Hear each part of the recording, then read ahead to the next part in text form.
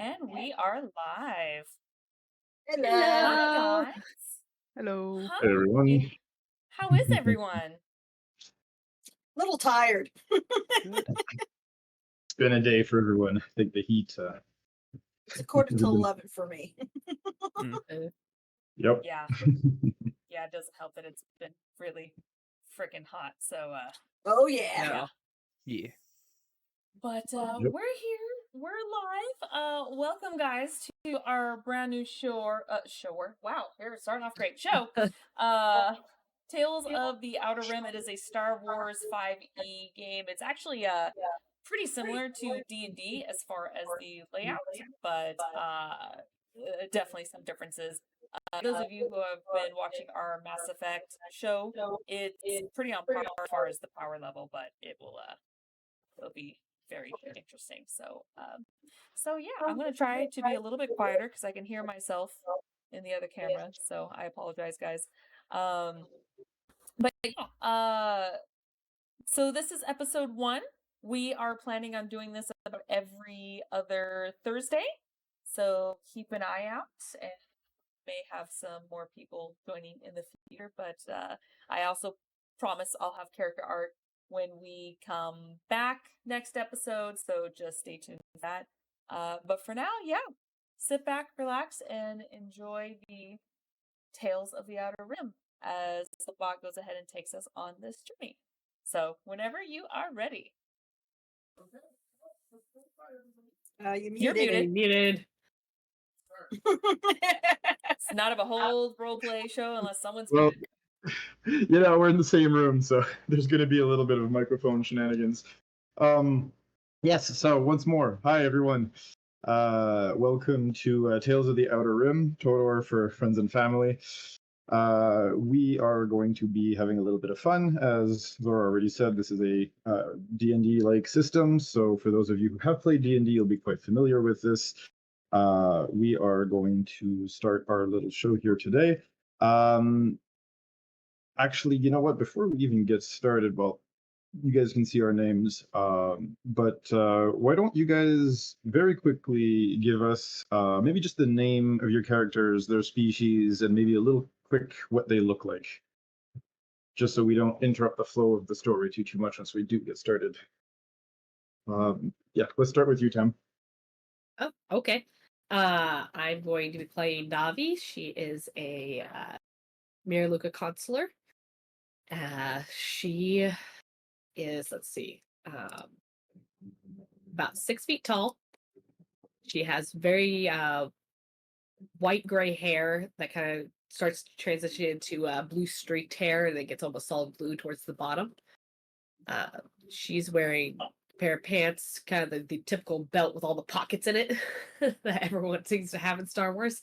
And then she has kind of a shirt that covers her chest and leaves her stomach open, and then a jacket that comes over that covers sleeves, and it has a optional hood.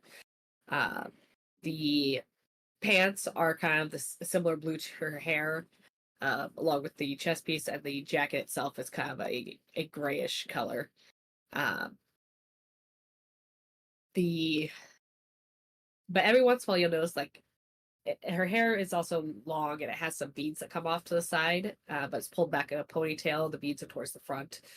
And a lot of her stuff is themed blue, and then every once in a while there's just this random purple thing. So all of a sudden one of her beads will be purple one day versus the next day maybe they're all blue, and one of her shoes ends up being purple. It's just this random something keeps happening, and she keeps ending up with this one purple item. But yes, I don't think I missed anything. She has kind of just blue-gray eyes. Okay.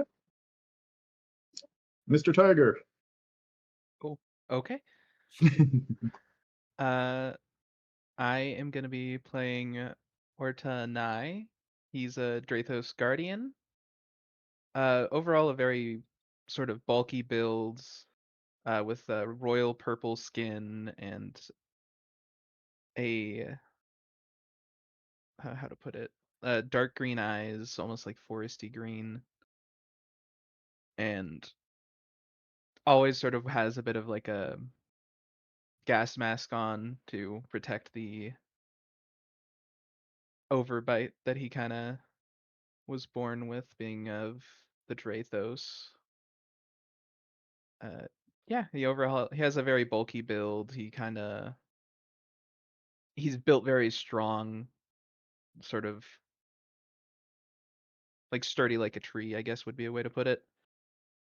And yeah, that is Ortanai to the best of my abilities right now. Okay, Kidra. Hello, I am playing a Kushiban, I think is how it's pronounced. And I'm going to be an engineer. So basically, I am your guys' support. He's basically like a white rabbit with a very long, fluffy tail. Usually he carries his tools everywhere with him, since he'll be mostly fixing stuff for the most part. He has bright blue eyes and a little bit of a attitude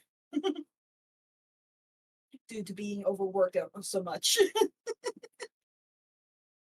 Yes, the only reason we still have oxygen. Zoro, last but not least. I am playing a Kifar named Zuri. She has kind of pale skin with tribal markings on her face. Her hair is pulled back with the sides of her head are kind of shaved, and it's all dreads that kind of go up in a bun that hang down. It's kind of a pale purplish blue color. Her robes are traditional. Well, I shouldn't say traditional Jedi, but it's the whole kind of tunic build, but it's off the shoulder. It's actually a little bit more Japanese inspired as far as the look. And yeah, she does have a few piercings on her, but yeah, that's as far as you guys to know about her for now. But she is a sentinel. Okay, very good. So let's get this little show on the road here now that we have our introductions out of the way. Our story will actually be taking place at the time between the, well, for those who are fans of Star Wars, you'll have heard of this this MMO here, the Old Republic game. And in that broad empty spectrum between the video game and the actual, I guess you could say, episode 1, The Phantom Menace. So this is Old Republic timeline for those of you who are familiar with it. It does, however, stay more or less out of the context of the games themselves. That's why we called it the Tales of the Outer Rim, because this is not going to start off as the main galactic events, but more as your own little story within those great galactic events. So our story will actually start in a place that's quite familiar to those of you who have played any of those games. It's going to be on an Earth-like planet called Dantooine, situated actually near the wild space, if that gives you guys any idea. If it doesn't, Zoro, if you'd be so kind as to roll us over to the map, I actually have it situated for you guys. Oh, okay. Give me a Please, thank second. you.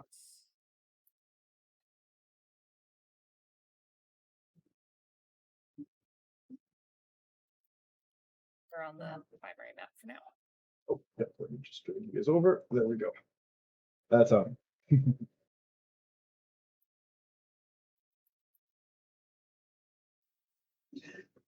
So yes, it's quite close to the wild space and the unknown regions, hence Tales of the Outer Rim here.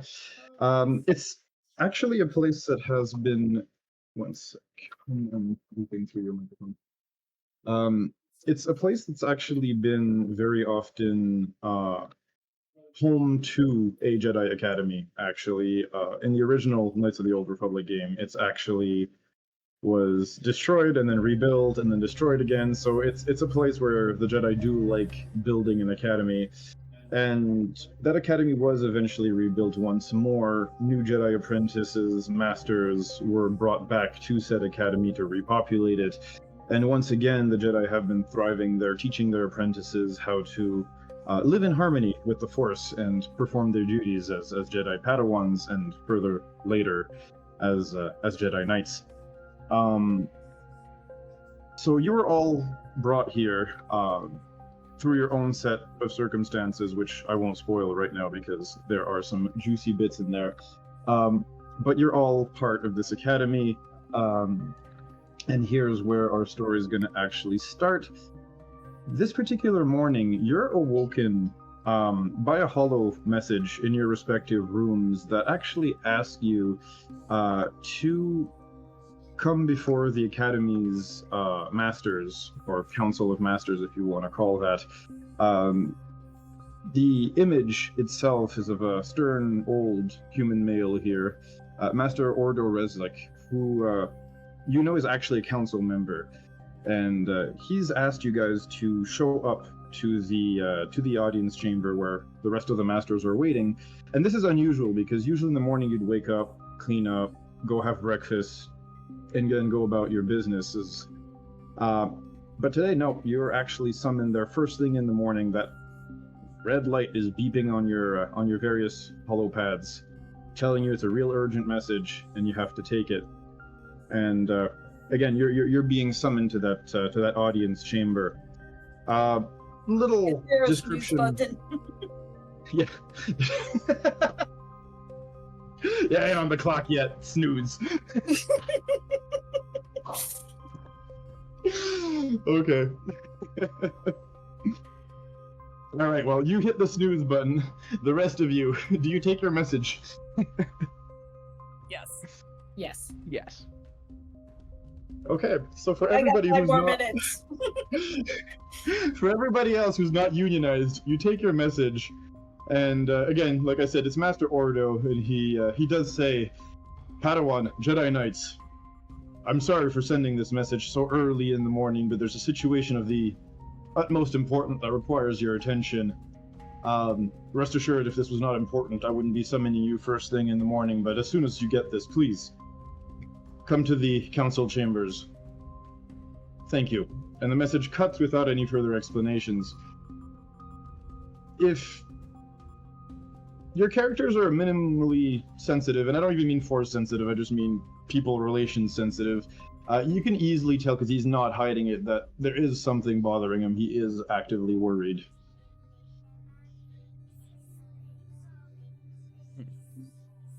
Definitely try to get over there as quickly as possible then. Okay. Before I head out, I'm just going to rouse my sister real fast and let her know where I'm going so she doesn't wake up and get startled by the fact that I'm just suddenly disappearing. Makes sense. When Nibble does finally get up, he'll check his messages, and he's like, for the Galactic Kevin's sake.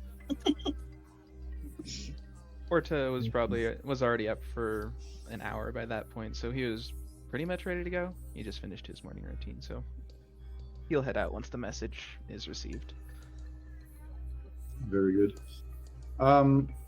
So everybody gets there more or less at the same time, with the stark, exception here of Mabel, who arrives a couple of minutes late here.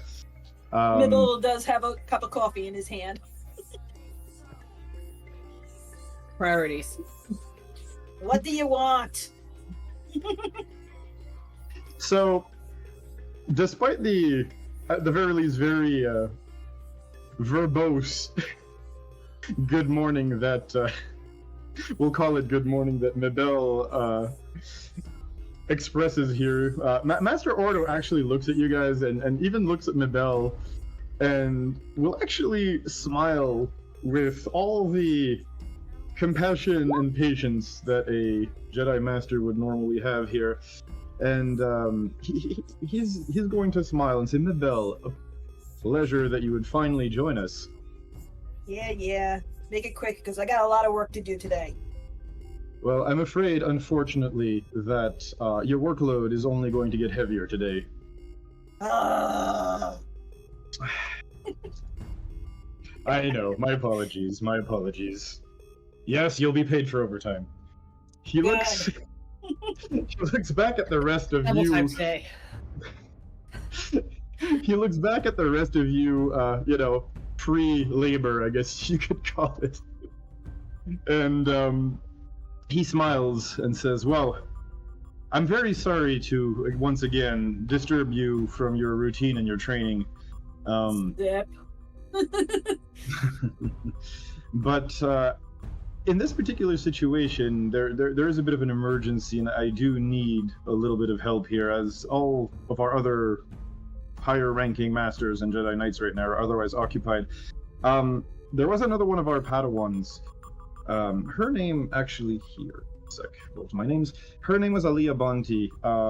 She actually had to go to one of the nearby caves to get her lightsaber, or should I say her future lightsabers, Kyber Crystal.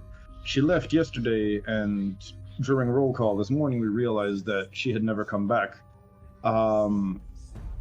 I would need you guys to go and figure out what happened to her, and I do fear harm may have come to her, as Krath hounds have been multiplying in that area, and, well, I haven't sensed any disturbances in the force yet. I don't think she's died, but I'd very much appreciate if you could go check on her and make sure that if she has failed her test, at the very least she'll return alive. Nibble sort of just rolls his eyes as best as you can see.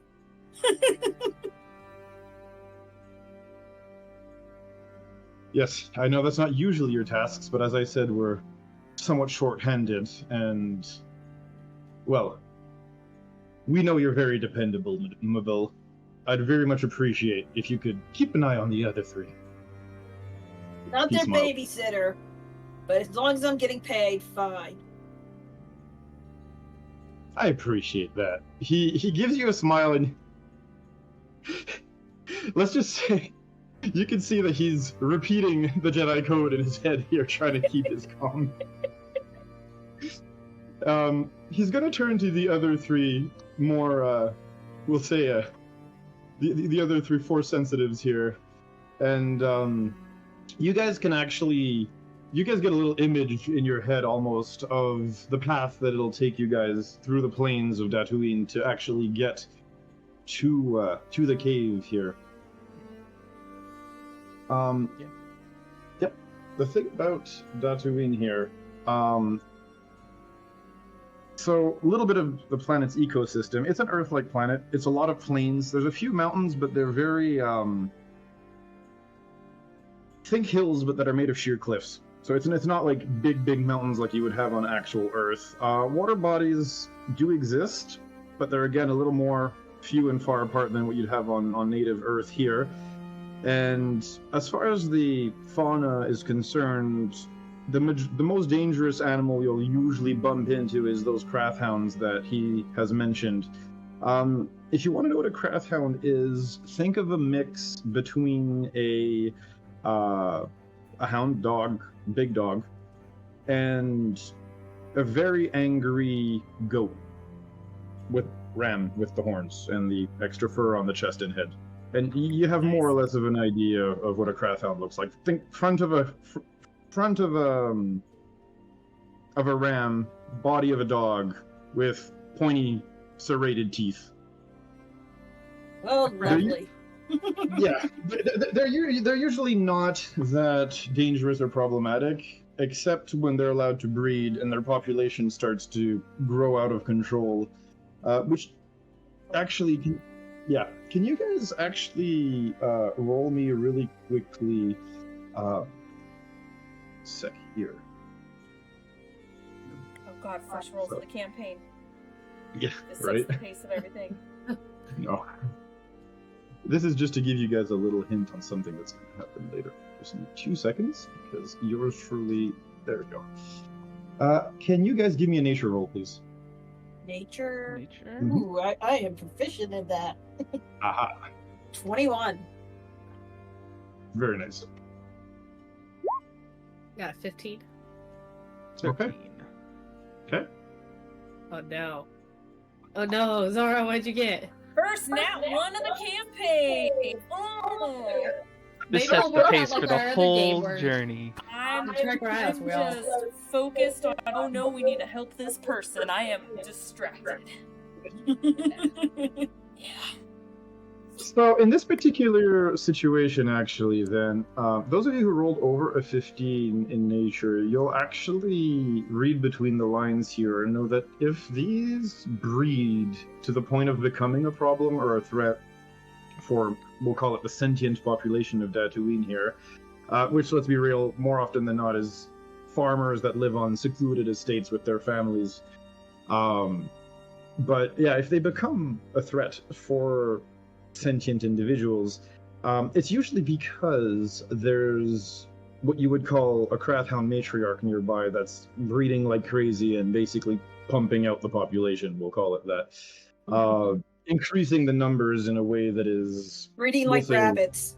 Yeah, so we'd call it almost unnatural, not to No, quote reading Palpatine, like but you get the people is idea. what you should have said.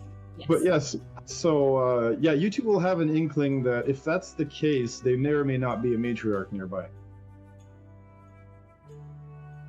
Whether you choose to share that with your friends or not is entirely up to you.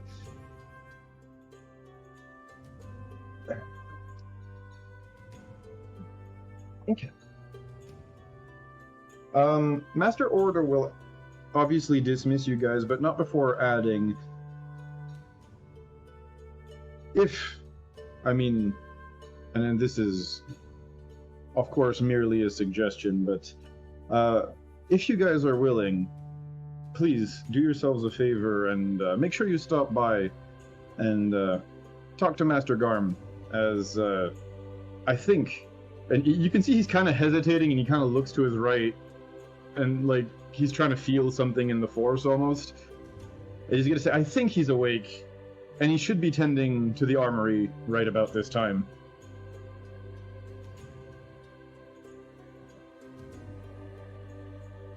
So, yeah, just do yourselves a favor and maybe make sure your gear and everything is up to date. I'm sure here that you, Mabel, I mean, unless you're feeling generous and you want to inspect and check on their gear for them and make sure everything is up to snuff.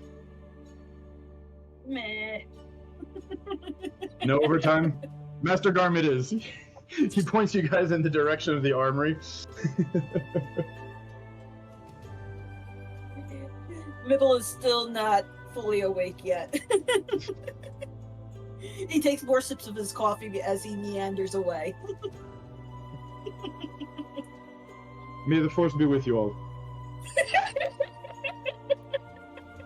And with you. Catholic, and you want to say, and also with you. right. Every And time. spirit. And with your spirit. Change that shit. Right? We all know. We all know. The fans know. Alright. So, provided you guys decide to go to the armory, if not, I mean, you guys can head out right away. It's really up to you guys, actually. So, yes, what do you guys do?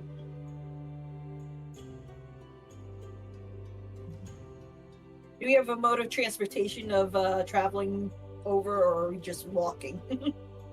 I mean, here's the thing. Right now, you haven't been given anything as a mode of transportation.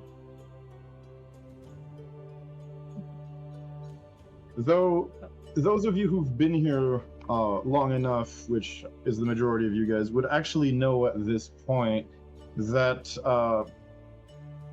whoever's holding the armory is most likely also holding the keys to the land speeders, in the sense that, as I said before, the temple is fairly understaffed, and right now, anyway, well, that's one of the reasons why Mabel has so much overtime right now, but the temple is fairly understaffed, and as a result, the masters are kind of, how should I put it? This is me not Englishing properly right now, but the masters have to kind of share tasks. So, for example, the master responsible of the cafeteria is also your healer. The Master Garm, who's actually one of the teachers, who will actually teach you guys exercises and whatnot, actually he's the counselor teacher. is also responsible for the armory whenever he can be bothered to do so. Mabel's kind of his spirit animal. He doesn't really like to do his overtime.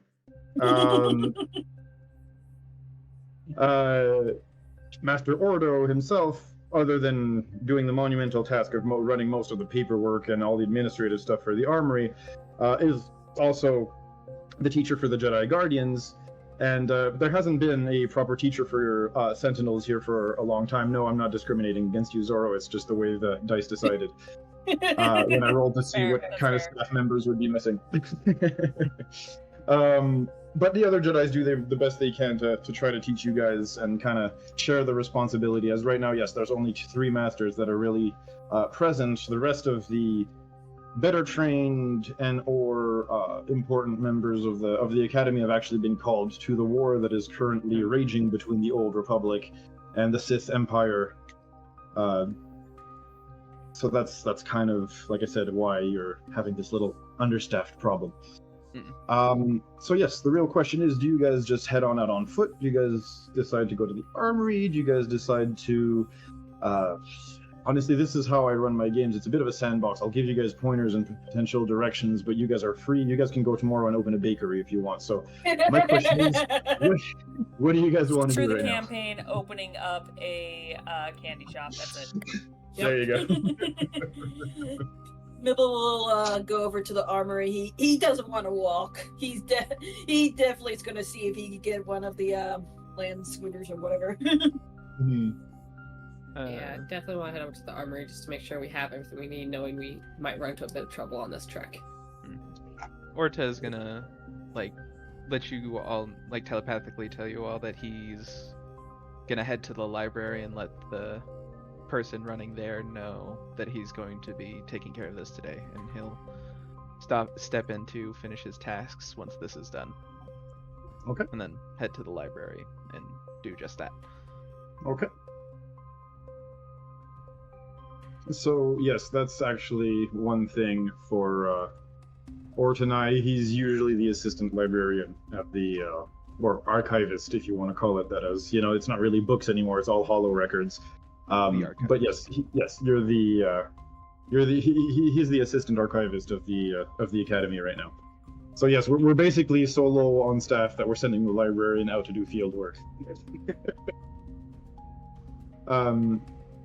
Yes, so you guys eventually do get to what's it called? You guys eventually do get to the armory, and it's how should I put it? It's not as well organized as it should be, considering there is a quote-unquote armorer right now. A lot of the weapons are, yes, put on racks and whatnot, but you'll see the occasional oily rag kind of lying about. The control units for the land speeders are kind of just all on a table lined up. They're not even really locked in lock and key.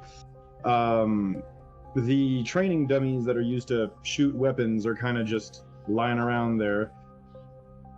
And long story short, you can see that yes, the bare minimum is being done here, but it's being done with again, you'd think whoever's doing this is unionized and is putting the bare minimum of effort. Put it. Nibble ignores the mess and just goes and says, "Hey, anybody over here?"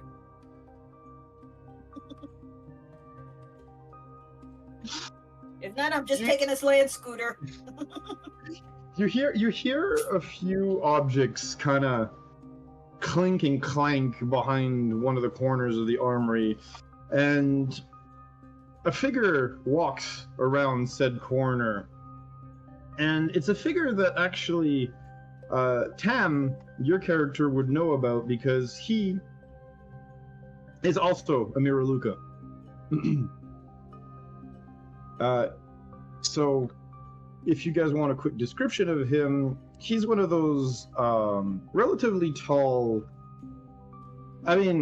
handsome if you're into the kind of wearing a blindfold, no eyes kind of anatomy.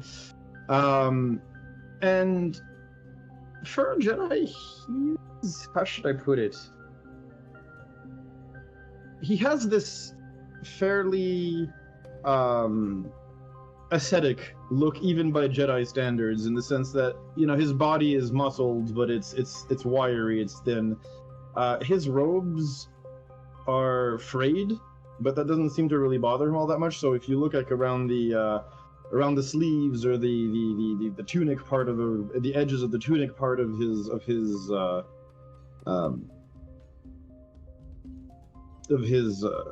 Jedi tunic, his robes, they're all frayed, and you can see that they're kind of like little chunks of fabric that are kind of just hanging there, almost like he's been in 100 lightsaber duels and never bothered replacing his robes. He walks again with that assurance, that confident walk of somebody who's been through a lot, and I'd say he looks at you guys, but again, Mira Luka Joe Kaha, no eyes. He does turn his head, though, in the general direction of the party here, and with, again, this calm, poised voice that you've become accustomed to hearing from most Jedi Masters, he looks at you guys and goes, "Well then, what's this ruckus?" On a mission. Going now. Get it done so I can get back to work soon. Hello, Master Good Guardian. enough. Yes, Davi? Hello, Master. Master Ordo is sending us out after one of the other Padawans who might have gotten lost. Hopefully, just lost. Ah, I see. He's sending you, after, Padawan Bunty, yes? Yes. If you'd be so kind, she also borrowed one of our land speeders to get there. Please make sure you recover the vehicle. We'll do our best. Gives a We're on a bit thumbs up. We're on a bit of a budget. I'd appreciate you. Let's just say there may or may not be a few lightsaber modification parts in it for you guys, if you do manage to bring it back. And yes, Mabel, I didn't forget about you. You'll either get paid, or I'll find something you want out of this junk heap. And he points at the Sweet. rest of the armory behind him. Sweet. Talk business later. Alright, well, on that note here, and he's going to go to the table that has all the control units. He'll kind of look through them and he's go, nope, that one's in the motor pool. I never liked this one. Ah, here we are. And he picks up the control unit for one of them, brings it to you guys, and says, this one. That one will get you guys there in one piece, nice and safe. Good question. How many people can sit on one of these things? It's a land speeder, it'll fit 4 people. It's not... Okay. So it's more, if you want a bit of an idea of what they look like. You know the infamous, these are not the droids you were looking for. The hover car. Yeah. So it's one of those, but with 4 seats. Okay. So it's not the thing that they were bike that they were riding in the Ewok forest. It's the other one from Tatooine. If that gives you a bit of an idea of what it looks like. So he'll give you guys the control unit for it, and actually go to the back of the armory and hit a button, and this metallic panel door at the back will open up, giving you guys access to the motor pool and said land speeder. When you guys turn it on, you'll actually see that the coordinates to the cave have actually been pre-programmed in it. Sweet. The one downside is it's about maybe say 3-4 hours away from where you guys are via land speeder. So Mabel, yeah, you're doing overtime. It ain't terrible. Do you know the amount of work I gotta do when I get back? Garm's gonna give you like this. For somebody who has no eyes, you could swear you're seeing him frown behind that eye band that he's currently wearing. And I'm everybody's friend. It's not like Master Ordo, who just radiated happiness and gentle and care and like. No, this guy, you could feel a little bit of going on, like not actual force choking, but you can feel that this is. it's not as his vibe, if you will, is not nearly as permissive and gentle and all happy like Master Ordo is.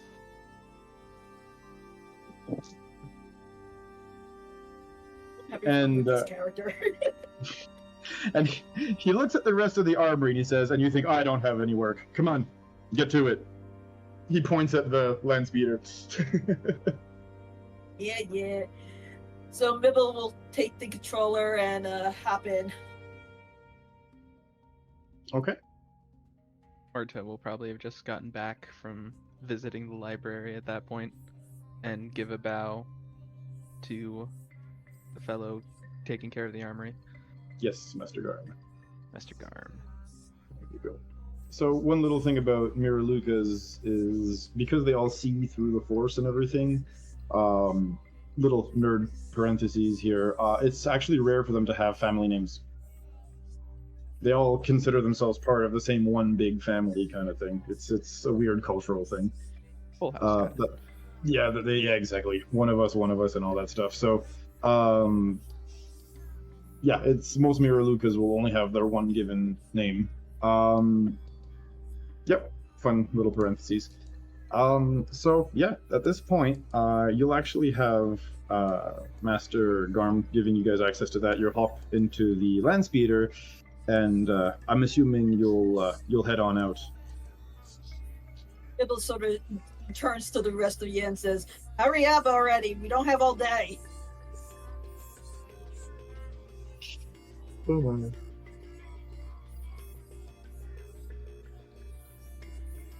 Well, that's why we start early. So that we have the Yeah, time to waste. yeah. Yep. Just hop in already. I Okay. think we wasted the most amount of time waiting for you to show up in the meeting hall. Shots Oh, fired. please. That 5 minute to get your stim calf is absolutely vital in the morning. You guys don't want to meet the rabbit when he hasn't had a stim calf. I mean, I'll chew your ankles I understand off. that. I'll chew your ankles off. There you guys go. Okay. So, you guys will head on out, and you'll take the land speeder, and it'll take about 4 hours to get there. Fun little tidbit here, since you guys are in transit, if there's anything you guys want to work on, feel free to do so. So the way I work, if there's any skills that you guys can do sitting that involve reading something or anything like that, when there is transit like this, I do allow you guys to sneak in a little bit of XP or work or whatever you guys want towards becoming proficient with perhaps a skill, learning some knowledge, decoding some coded messages, working on a holocron or something to learn maybe a new force power. So again, if there's any skills you guys want to start maybe like working towards or anything, this would allow you guys to get started and put an extra little 4 hours in. Yes, that includes you, Mabel. There is an autopilot on this thing. Mabel is probably going to go over his workload and see if he could rearrange it so he can get the most work done when he gets back. Okay. Very good. You know what? Yeah, I actually wouldn't mind, at least until I can think of anything else. I wouldn't mind starting a ticker for lore. Okay. For Getting lore? Really? proficiency in lore. Yeah.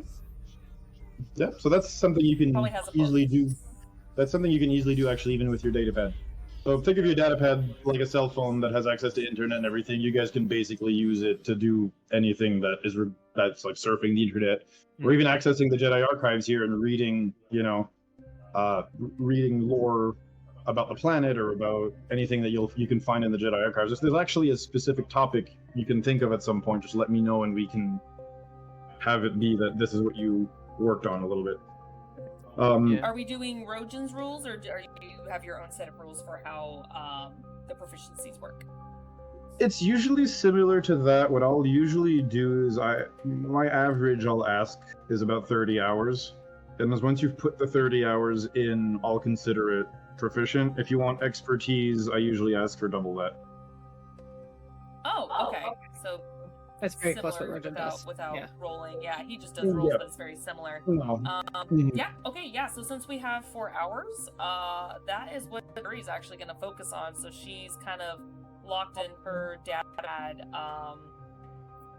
which is actually no, she's not a speeder. She wouldn't use this. So yeah, she would just use a data pad to kind of just brush up on culture and lore and all that good stuff. Perfect. And knowing that we might be running into a situation where somebody could be in trouble, will sort of be thinking back to some of the books he's seen in the archives or books, and basically just brushing up on like medicine, like emergency medicine he can provide, and work towards medicine checks. Okay, and Davi?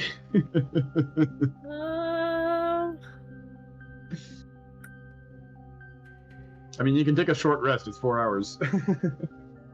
Don't really need a short rest though. No, I'm just. Just nap. Just take a nap. I'm taking a nap. Oh, you guys, I'm taking that. You mentioned something about powers, learn a new power. Yep. That's something we can do during this? If you have access to the holocrons, yes, you could have a master use those. So holocrons are basically almost like hollow messages, but they have like a dumb AI inserted into it that can give you specific responses. And usually, okay. the way most masters would pass on their knowledge is they would basically infuse those holocrons with the force powers or their discoveries or their philosophy as Jedi or Sith. You can have them be light side or dark side, actually. And a lot of masters will put their knowledge in those holocrons so that if they die, their knowledge can still be passed on to their apprentices or other masters or whatnot. They usually hide them in tombs and caves, stuff like that. You'll usually find them as you're doing as you're doing dungeons, quote unquote. They're like the scrolls, spell scrolls. Yes, exactly. They're like scrolls in 5e, exactly. Except you don't need to copy them. You just need to spend time talking to that AI and learning the power off of them. Yes. Sorry, I'm just trying to understand. That's all. Yep. And you can actually get lore off of those guys. You can know stuff about their stories. It's not just like the scrolls where it's the power and nothing else. Yeah. Like if you pick their brains, you can actually sometimes get side quests, all sorts of other stuff. It's basically like having a partial version of that NPC in your pocket. Okay. If that gives you an idea.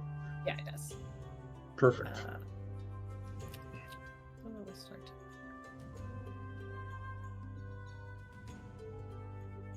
The ones I want tickers for, I don't think I can do while we're going down the Ronus feeder. So I think instead I'll just spend my time keeping an eye on what's happening around us, so we're all not nosing books while traveling.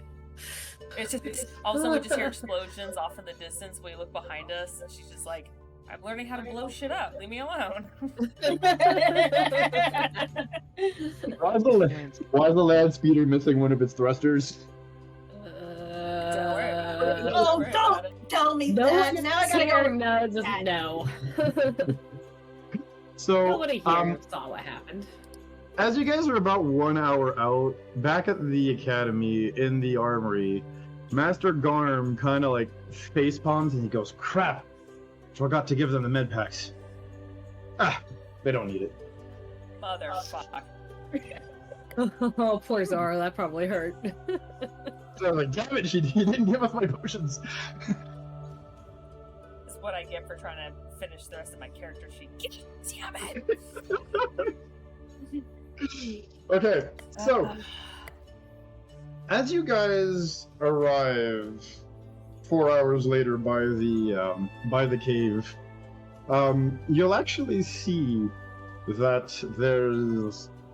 So it's in one of those. Remember I told you those hills, but the sides of the hills are all made out of cliff, right? It's on in the side of one of those hills, and not too far from it actually. You see actually the other land speeder. Thing about that other land speeder is right now anyway, next to it there's a pair of humans.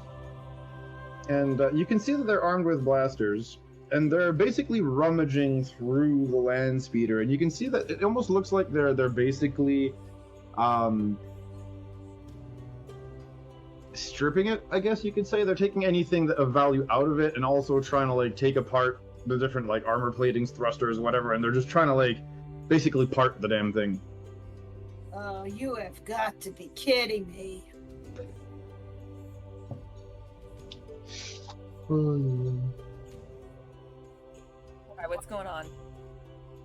I think we found what's it called? Land speeder. Bonti. We should probably investigate that as soon as possible then. It may have some clues around there.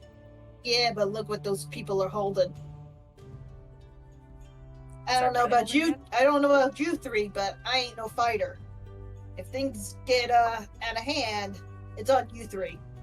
To Well, do your whatever Jedi voodoo magic things. I mean, that's on par with the non-force users, yeah. Well, I'm sure we can talk to them and see if they can be reasonable at least. We're not heathens where we just go in guns a-blazing, as it were. Hey, you're welcome to it. And Maybe Nibble not will, me, but one of my will start. companions. I mean, Nibble will start slowing down a bit and try to get to a good distance where it's not gonna be like gonna any fight breaking out would harm the land speeder that we got.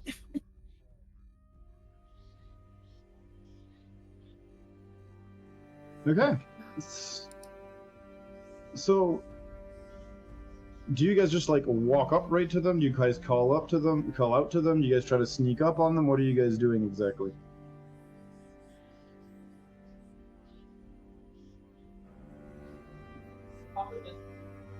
We'll just walk up and just yeah. show that Walk up. we mean no harm, like, yo.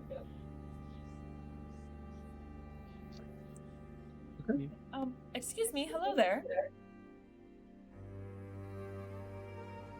So, when you say that, and you say like, you know, excuse me,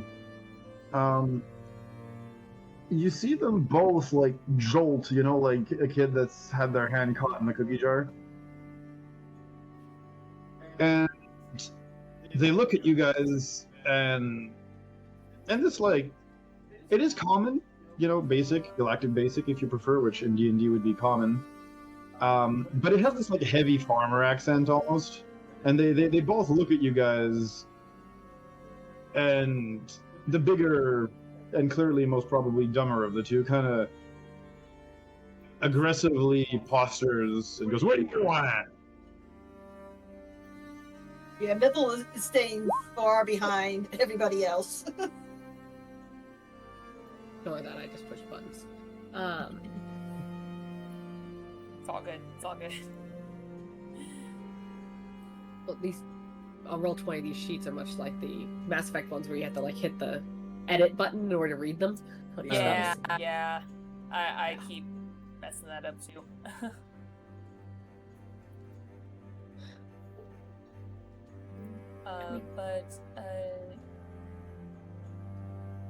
Yeah, we're just, hi, I don't suppose you have seen the previous owner of this speeder, by chance? They look at you and they go, "We're the owner of this speeder. It broke down. We're taking it apart and we're gonna bring it back home." Oh, I see. Well, if that is truly the case, there was a person that was near this speeder then. Have you perchance seen them? Didn't see nobody. Okay, insight check that.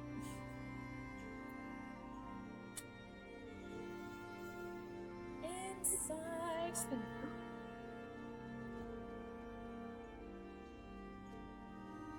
Wherever there's a yang, there's always a yin. Is a nat 20 for 27. Nice. There must be balance in the force. Where there's a 1, there's a 20. Yes. To make up for that net one. You guys are gonna see at this point is you're gonna actually see that first of all, Zuri, your character, you can tell that, well, with a nat 20, you can tell they're saying the truth. as far as you can tell, these are just two idiots that saw the land speeder, saw it was abandoned, kind of waited around it for a while, saw nobody came back, and decided, screw this, salvage rights, it's ours now. They're clearly in the wrong, but they think they're in the right because they're idiots. Of course. Finders keepers, of course. Yes, exactly. Yes. I found it, it's mine. I licked it, it's mine. You know, that type of mentality. Yes, of course. Don't call me out like that. Just kidding. I think everybody in this game got nervous, but moving on. It's like, I see. We weren't told that, like, the speeder was really... We didn't care about the speeder, it's just more of the person, right? We were told to recover We were- the speeder. Yeah, Oh, we we did, recovered the speeder. Master Garb. Yeah, Garm said to recover it, since we are on a budget right now, as it were. Right. Yep. Well, I am very sorry to say that this is a property of someone else, but I'm sure if you're looking for some parts, there is another part of this planet, actually many parts of this planet, with a junkyard for you to punch through to look for, I'm sure, even better parts than what you are finding off the speeder. In fact, probably even better speeders. Well, bigger at least. More parts to work with. So, when you say that, two things. Oh, sorry, yes? I say, as she's talking, I kind of want to almost make eye contact. Not real eye contact. I don't have eyes, but I want to look towards the less hostile of the two, the smaller one, and I want to cast Mind Trick, which from what I'm reading is essentially these are not the droids you're looking for, and I'm going to go. You do not want the speeder. It is more trouble than it's worth. And I will need, I think it's a save that they need. I just popped it into the chat. It's a wisdom saving throw.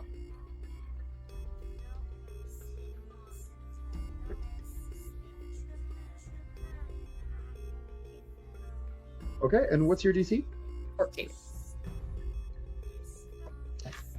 So, one of them will immediately I can only do it to one, so I'm only doing it on the smaller one of the two. I think that big guy was getting aggressive, but the other guy. So, the small guy, when you do that, will start to nod, yeah, that makes sense, type of nodding as Zuri is talking, and as she's talking, he nods more and more, yeah, that makes sense. Seems like you have the best of it. That's probably what we should do, type of reaction, right? And as he's reacting like that, the big guy, he actually kind of walks up on Zuri, all cocksure again, puts his hand on his blaster, and says, "Property of a who? Because the way I see it, we found it. It's ours now."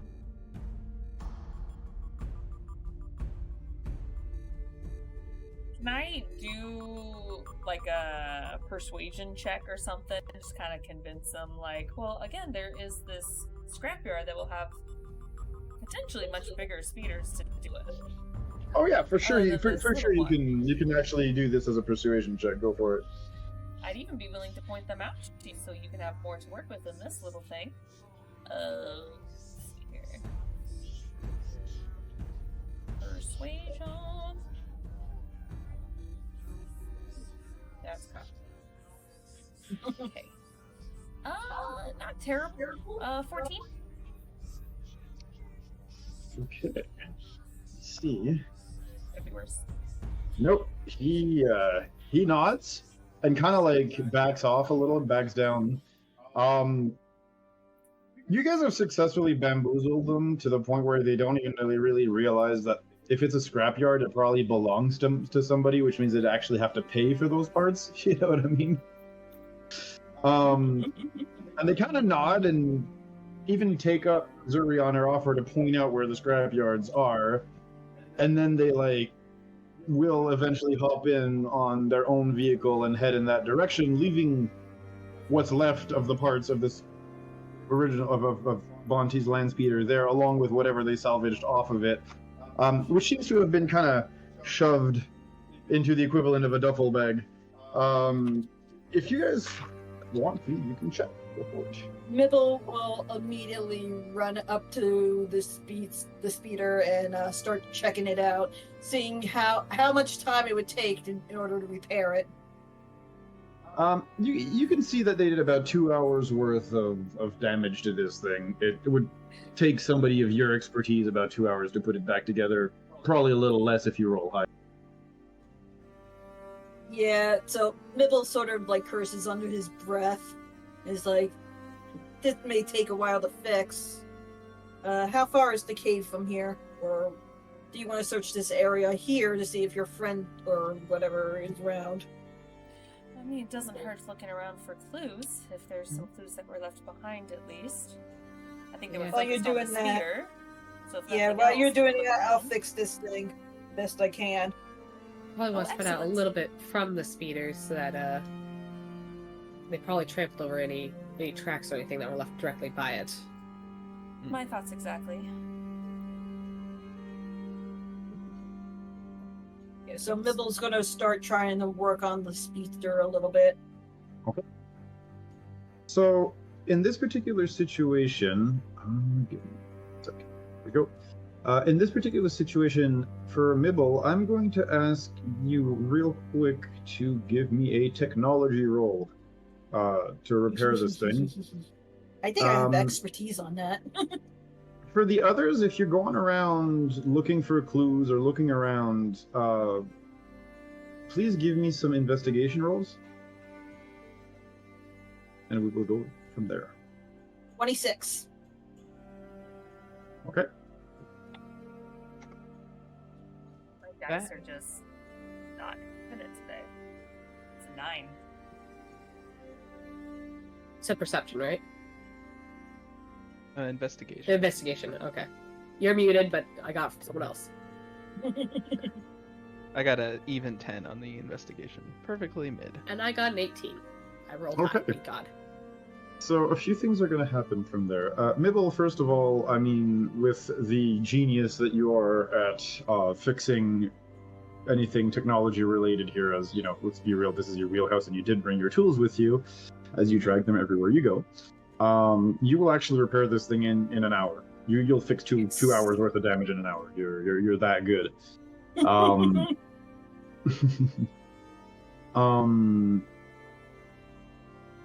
Zuri and Ordonai, you kind of just beeline for the backpack, and you guys are going to look through it, and you'll find a few things in there that you guys can split as you see fit. You'll find 100 credits, you'll find a blaster pistol, and you'll find 2 mid packs in there. Fine. I'm taking one of the med packs. Damn it! You have to Letting you share, hoard Zorro. everything. No, I don't share. Right. It's not everything, it's just the health potions that she will hoard. No, anything health. Well, true. Anything health-wise. Anything. I mean, if I was playing Mass, it'd all be Metagel all day. And yet there's a limit on how much we can carry. You can have as many as you want on the ship. It's just how many. Hey, I increased the limit. Thank you. You did. You're like, this is piddly. You need Yeah, double okay. digits. You ain't doing 3 or 4. You need more. I think what I will do is I'll go ahead and I'll split it 25 credits per person. Split up the 100. Sweet. Thank you. Probably pass the blaster pistol to Mibble. Is it Mibble or Mibble? Middle. Mibble. Okay, I'll pass it to Mibble since I can just visually see that they are probably the most. They're probably gonna get better use out of that. Yeah, I already have one on me, but having a second one would be alright. I could probably tinker with it and make something better out of it. If anything, you can always sell it if you don't miss. That too. But I do see a bag, but nothing else. Did anyone else find anything? So, Davi, this is basically where you end up shining as you go and look around in the tall grass around the area. You guys clearly can see the entrance to the cave, like I said, on the nearby hill cliff side. Except for but me. I have no right. idea where this cave is. I can only see 30 feet, okay? But you actually, again, being Miraluka, what you can see is you're not quite as limited by line of sight, as a normal mortal would be here. And what you do end up finding in the tall grass is the dead body of a Krathhound.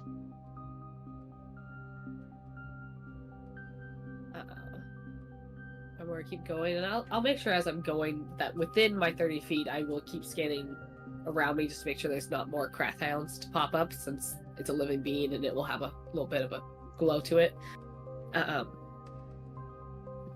And see if I can't figure out what happened to this Krathhound.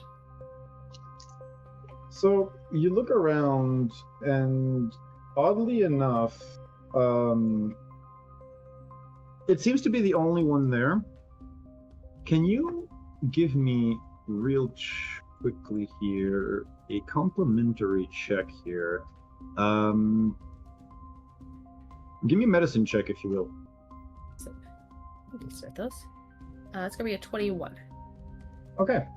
You can see this thing died from blunt trauma. Like somebody took a big stone and just cracked its head in with a big stone. Okay. And do I see, like... I don't know how good I'd be with picking out footprints and stuff around me to see if someone was standing next to it, or if... Well, with So I think go ahead. I'm like, at this point, I think I'm more call out to the others and say, I found something here that's a little odd. Try and break them closer. There's a Nibble's dead- try probably in the middle of his hour of working. There's a dead Krathhound. It looks like its head's been bashed in by something quite large and blunt.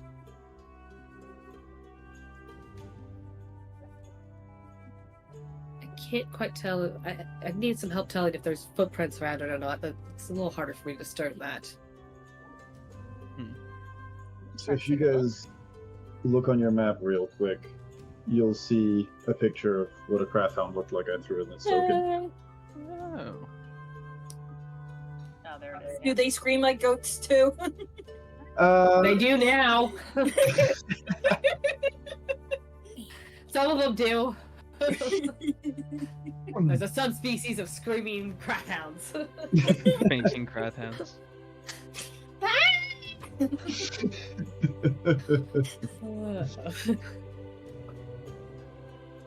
But yes, that is what a Krathhound looks like. Okay. So you call the others over, right, to the dead body of the Krathhound.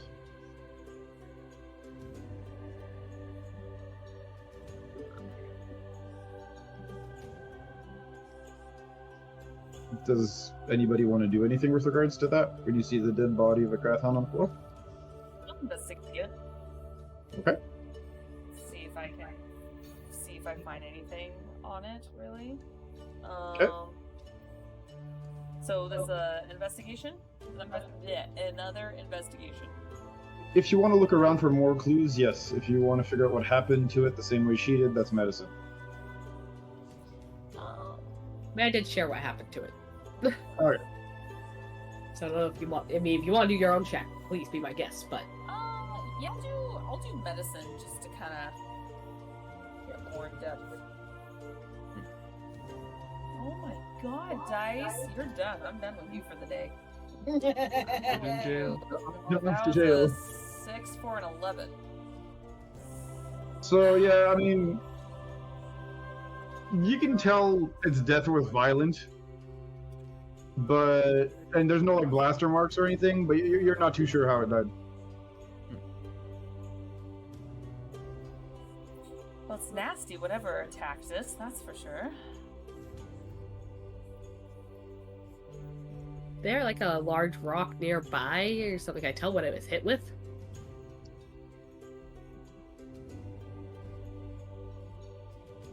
So, investigation, please? Real quick. Actually, you did an 18 earlier, right? Yeah. Yeah. Yeah, no, you'll actually see not too far from there a boulder maybe the size of, like a rock maybe the size of your head that has blood on it. And you'll even see footprints leading towards the cave. Well, I think we have a trail now. I think our Padawan might have bludgeoned that thing with this, and I point towards the rock. Oh, well. That's interesting. Alright, must have been in a panic, but they are Padawan, so yeah, I guess it's better to see if they're alright then. I hope they're not injured. So I think I'm going to attempt to follow the trail as far as I can. Okay. Well, it'll bring you to the mouth of the cave, and then as they start walking more on the rocky surfaces, the footsteps become a little more few and far apart. Following the trail any further would actually require you guys entering the cave. So at least we know Let's she didn't get nibble lost in the into- woods. Mhm. Once, I said at least we know. Oh, go ahead. Sorry. once Mibble is done fixing the other land speeder, he's gonna like program them both and just sit them right at like the mouth of the cave. Okay. And turn them around, make them ready to go back as soon as they get out.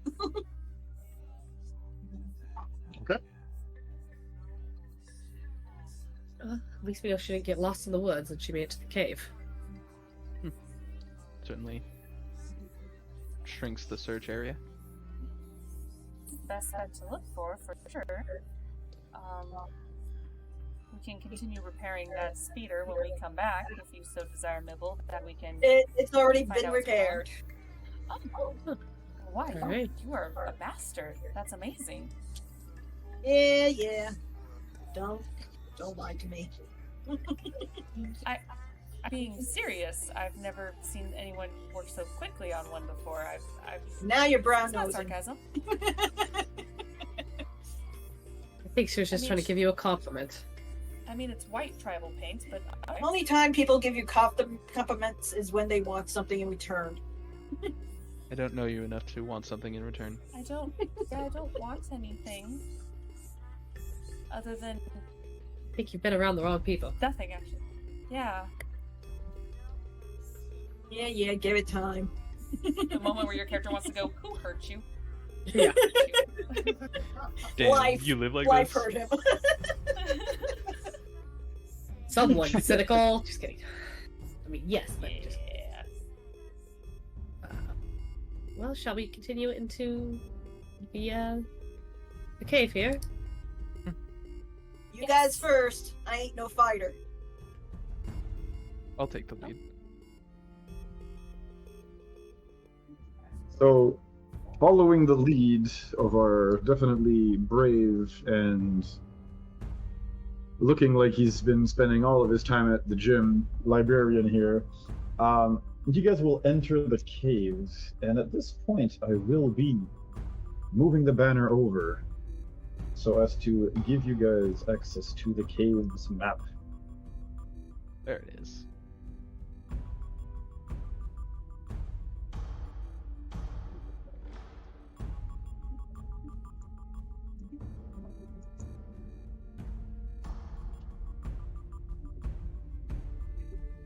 Wait, where's the... There it is. Why is my screen black? Because I'm in the wrong spot. I don't use lighting all that much, but I will use a little bit of fog of war just so you guys have a bit of a, a little bit of fun with it. So before we get you guys to go too far, guys, that will adjust the fog of war a little bit. Do you guys have dark vision? Yes. Good I have 60 question. feet. Yo. No. Miraluka, Miraluka, you basically have blind sight, actually. Yeah, I have blind sight. So you're fine. Screw you, darkness. I can't see anyway. Ordonai, you said you had dark Darkness, vision my of old some kind. friend. I do not. 60 feet Okay. of dark vision on me. Okay.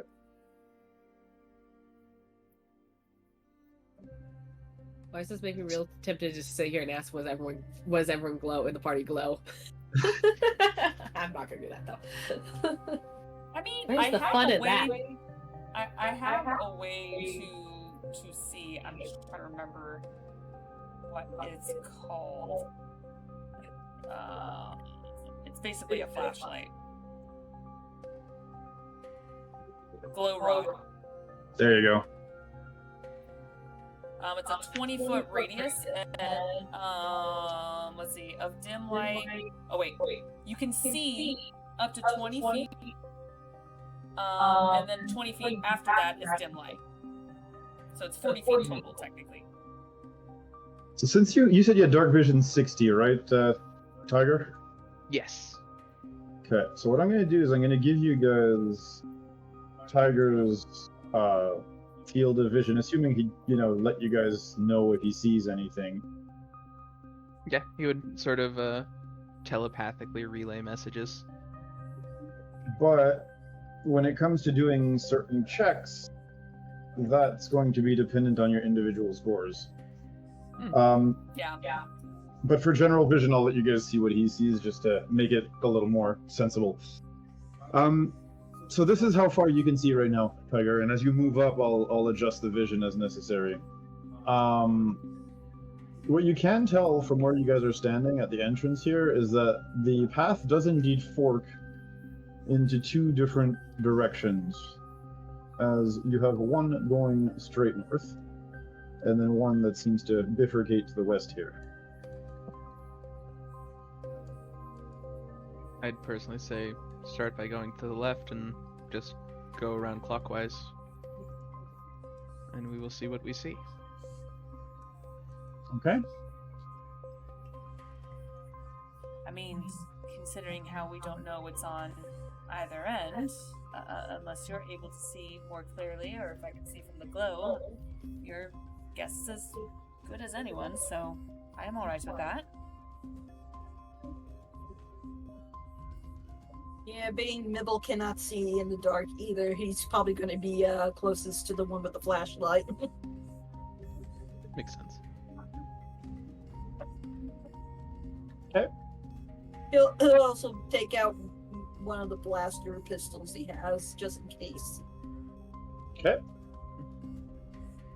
So at that point, what I'm gonna do here, I'm not gonna enforce initiative until you guys get into combat, if you guys get into combat, but I am gonna open up a little turn order real quick and throw you guys on it, just so we can have a little bit of cohesion as to who's doing what. Mm-hmm. Just so I have an idea of who's standing where and who's going where, and we're not all talking over each other. Ordinai, you said since you had the vision and everything, how about you lead the way? And you guys can either follow or do as you see fit.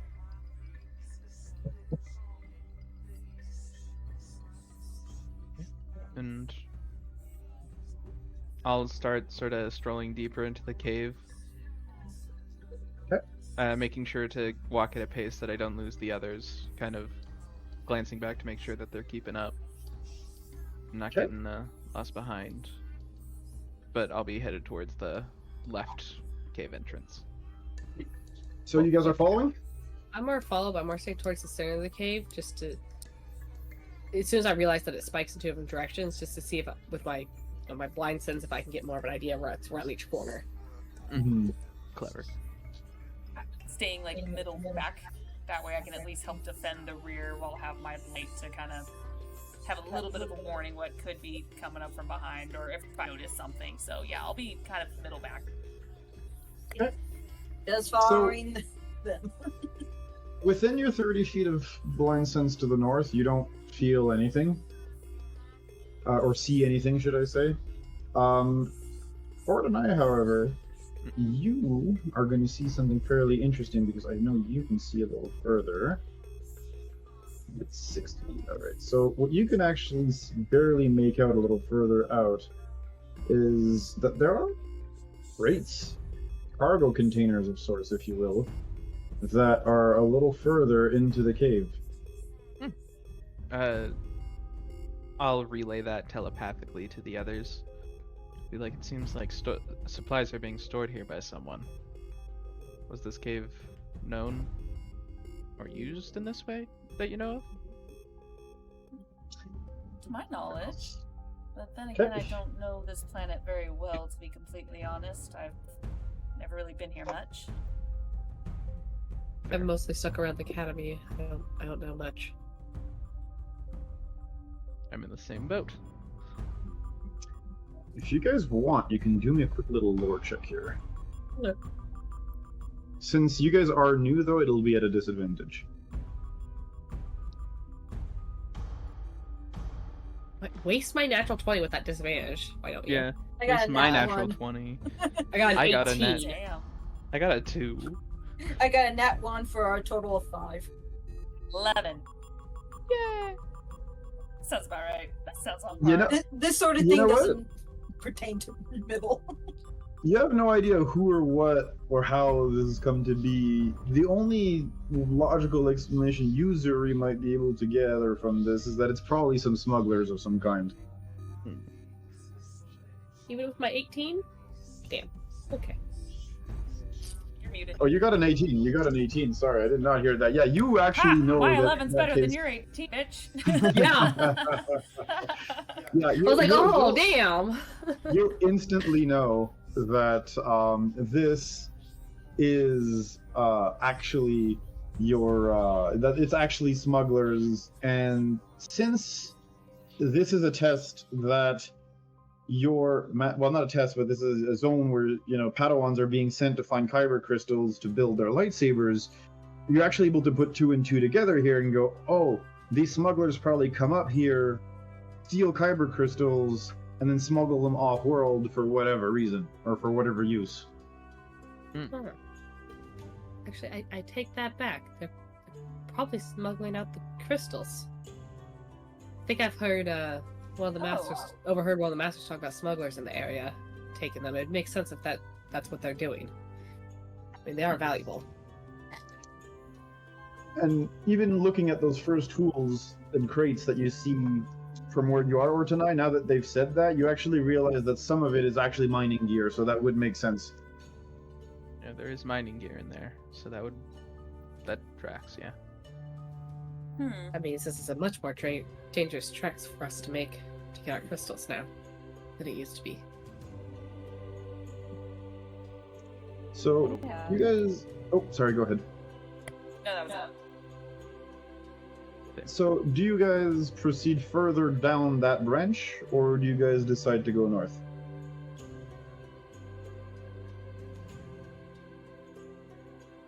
Being that Auntie was another consular, did I interact with her all? Do I have any kind of basic idea of what her personality was like? Sorry, interact with whom? Auntie? The Padawan we're after? Oh, the Padawan? Yeah. She's one of the...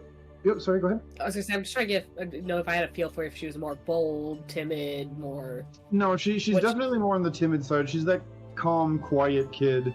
Doesn't speak a lot. Definitely more the type to like only speak when spoken to. The type of person who's actually a little bit on the anxious side, if that gives you an idea of the vibe you'd get. Like always kind of like nervous, you know, kind of keeping their hands together, kind of like that type of person, you know, like very the type of person that frets fairly easily. Her masters are always kind of giving her flack for being too easily rattled, if that gives you a bit the vibe. So yes, definitely on the timid side.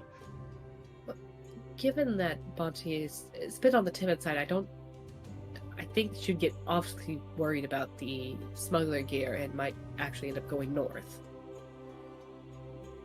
At least that's my opinion. She's quite anxious, so I think that would worry her. That explains being terrified with the niece and everything, with the violence, if it was her, so... Yeah, if we need to go in the other direction, that might be a good guess.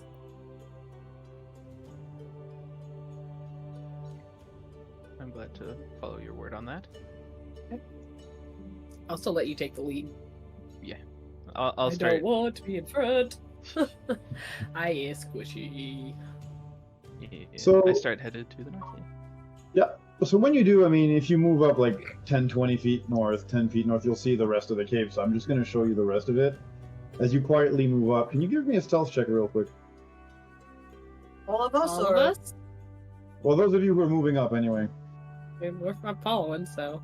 I'm following Zoro's character. Well, we're falling behind. I guess the two in front first would make sense. I Yep, guess. that makes sense. Let's go with that. Yeah, because I'm probably staying within like 10 feet of him. Yep. Check. And my stealth is a 12. Okay. 30-20. Nice. Nice. 10. Two in front are not the stealthiest of people. Yeah, I'm just walking normally. I forgot about stealth. I mean, evidence of smugglers in the cave. 22. So, for those 20 feet that you guys move up, you manage to make it quietly. Engage, as you peek around the corner, you are going to see these in the back, as it is indeed a Krathhound matriarch with two of her pups. And the rest of the room basically has a bunch of multiple colored crystals that seem to be oddly growing out of the rocks. Hmm. And for those of you who have made a lightsaber already, you recognize these as kyber crystals. These are the focus crystals that actually give your lightsaber a color and that are used as a focus to generate the laser beam that lightsabers have. Yeah, the moment I have eyes on like the Krathhound and everything, I'll relay that there seems to be Krathhounds ahead and all to the group. Obviously, silently, because Grathos communicate telepathically. Yep. Oh. It's all you guys. Also, we don't see you up there. They may be Those are particularly burgers. Right? There you go. they may be particularly violent. It seems that there are pups with the matriarch. Oh. Perhaps The way you keep can- them calm?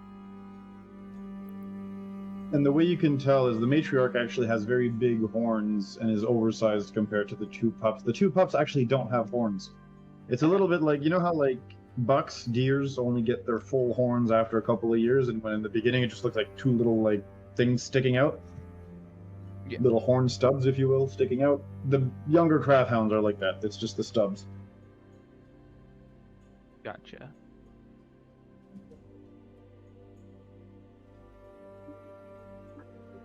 So yes, you guys were potentially exploring different ideas, such as potentially keeping them calm. Do I actually spot any signs of the missing Padawan in there at all? Like From the where you are, current no, matriarch? you don't really seem to see anything. Like even the kyber crystals look mostly untouched. Even Would she have headed towards Krathhounds? Not if she realized they were there. My concern now is if we backed up and go down the other way, these Krathhounds could block our exit.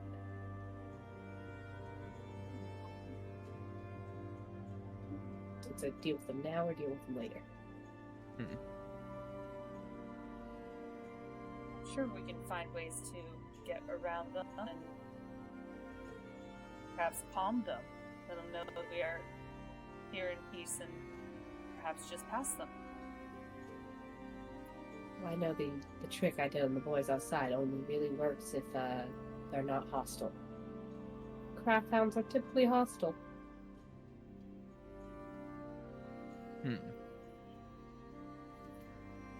So unless you have another way to calm them, that's my only calming.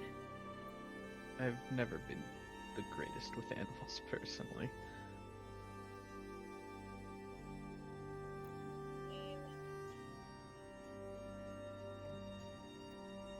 just read one of my abilities as birth control when it's breath control. I was like, wait, why do I have a power called birth control? The compound matriarch sure could use a dose of that power. Yeah. Oh my. Oh my. I mean, there's a lot of ways this goes in my head, and none of them are great to say out loud. No, we're gonna leave it at that. But Yeah. as you're mentioning these things, you can see the matriarch kind of lifts her head and starts huffing the air deeply with her snout. Unless we want to back away now, we might not have a choice in the matter anymore. I wonder if we can go around if we continue down the other tunnel. Is If there we farther? could, perhaps do that. More start backing up, given the fact that he said that they might attack if we stay where we're at. So trying to Yeah, back out so we can have a discussion before we keep going. I'm Do in I the favor of not getting mauled by anything today. Thank you very much. Do I see anything past the hounds, like deeper caves? Not from where you were standing, in the sense that your range of vision only gets about that far before it becomes too dark for you to see. Hmm. You would have had to come closer for that, but then that's the risk of them seeing you easier or smelling you easier. Do you want to try the other path and maybe circle back to this side if we don't find her over there? That I might hope be they a- don't. If she Come would to have avoided the investigate. craft hounds. Of course. I mean, Yeah, since there's only two paths, it would make sense, right? probably would avoid, yeah. This. I mean, at least she probably would have checked it out to see if she could find crystals over there. Yeah. Might be that the only crystals are in that cave. We don't know. Right. Exactly. It's worth a shot, at least.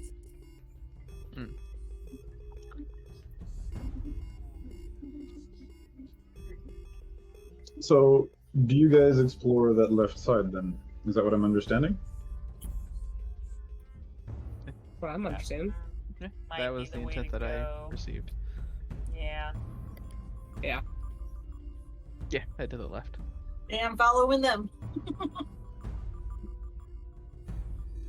Okay, so as you head for, well, here you're, that's about as far as you went the last time, Tiger, so I'm assuming you're going to go a little deeper in? Yeah. Okay. I'll Go pull on in. ahead a little bit and Yep. like do a bit of really quick scouting. I mean, Before you don't they keep really up with need me. to, because as you go further in here, you're actually able to see to the back of this part of the cave. And what you see when you get there is basically a bunch of, as you can see, boxes. And furthermore, it seems like they've been kind of like all piled up on top of one another. Even like extra ones have been added here into some sort of like makeshift barricade that goes almost up to the ceiling. Mm-hmm. So between these and these, at the end of the day, it almost forms like a barricade that completely blocks off the path. Can you guys give me very quickly a little any power of the force that would allow you to like sense for living things, or one sec, or if you can give me either a perception check, or if you can give me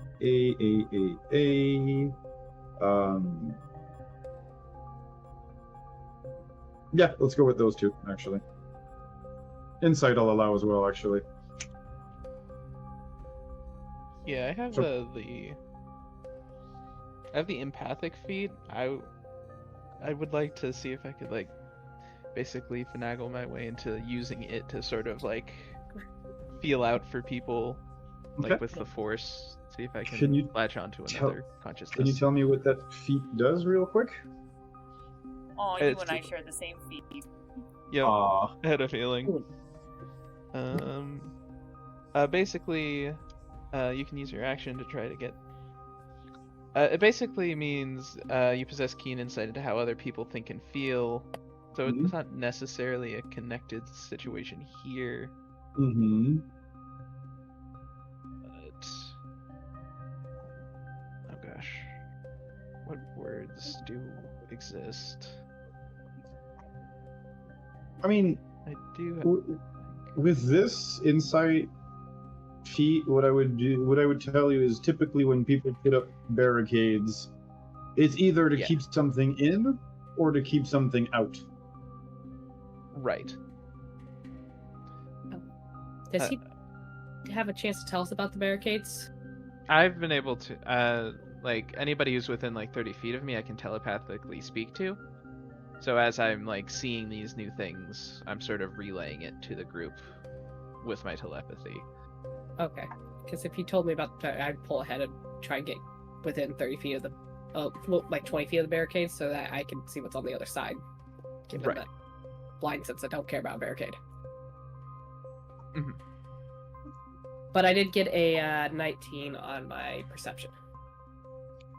So I would end up within going... that, yeah, with a 19 perception from okay, you are going up close. Okay, so when you do go Yeah. up close, you will see a slumped humanoid shape that's sitting there. And in your Mirror Luca vision, it'll look like a very light blue colored person, which usually indicates light-sided or light-side oriented individual.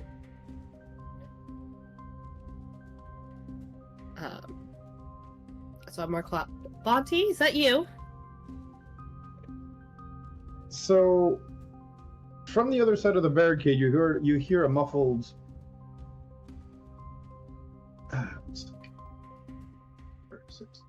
Oof, too many tabs open. The eternal. Navi, Davi, which one of you is it? It's Is that you Dobby. guys? Hey, Davi. I guess you found the Crafthounds. Yeah, they kind of cornered me here. I barely had time to use the force to kind of throw some of these crate and make a barricade. Every time I seem to want to like come out of here, they just seem to always come out and try to get me. Well, they're safely tucked away back in their cave right now. Would you like to try and come out with us? I mean, sure. Have you gotten your crystal yet? No. As soon as I tried to get there, they just attacked me, and I like I said, I barely had time to run here and then put up Middle is going to boxes. check some of the boxes here. Yeah, so See Yep. what as I they say, contain. Okay. Since now he's in the range to see them himself, so he's going to check one of them. Yep. What do I roll? Investigation? Yeah, sure, go for it. and then while he's checking that, what do I know of the mission for the consulars to get their crystals? Is it something they have to complete on their own, or like So what this are is the, actually- do they have to harvest themselves, or could they take it from one of these crates, or what's the rules around this? So this is something that actually all Padawans who aspire to become Jedi Knights one day have to do, is they have to build their own lightsaber. So some of you already have them, some of you don't have them yet. The entire point, though, is yes, again, if you want to one day become more than just a Padawan, you need your own lightsaber and you have to build it yourself. And usually the rule behind that is you actually have to go and get your Kyber crystal yourself. Okay. Which was I clearly rolled a what she was hoping 25. to do. Okay.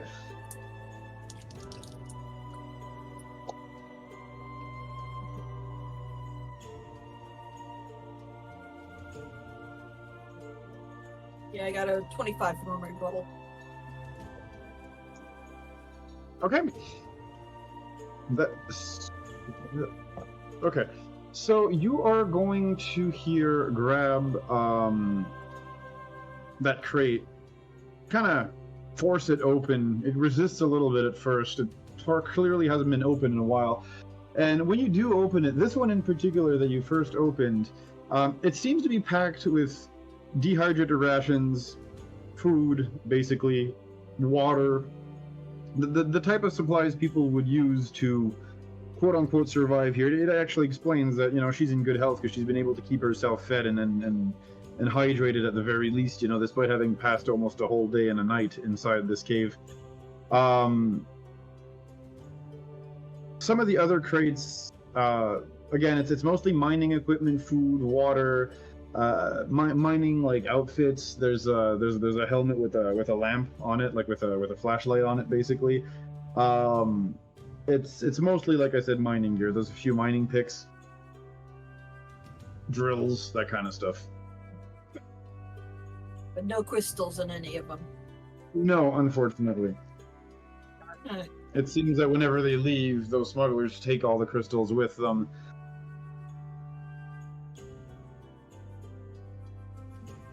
Monty, why don't you undo your barricade here and we can see about what we can do. I know we can't help you directly, but maybe we can help distract the hounds. So maybe you can get your crystal still. I don't want you leaving here without it. Are you sure? There's that really, really big one in there. She looks mean. They all look mean. That's an To be understatement. fair, they have that kind of face constantly, despite their feelings. Well, I mean, if you guys want to, that'd be really, really nice for sure. Now, just to be clear to everyone, we can't actually help her gather the crystal, but we can help distract the hounds. She has to get the crystal herself. Otherwise, there's no Very point. Understood. Could It's help, part of the what's journey. point? Exactly. So, unfortunately, a mission she must complete on her own.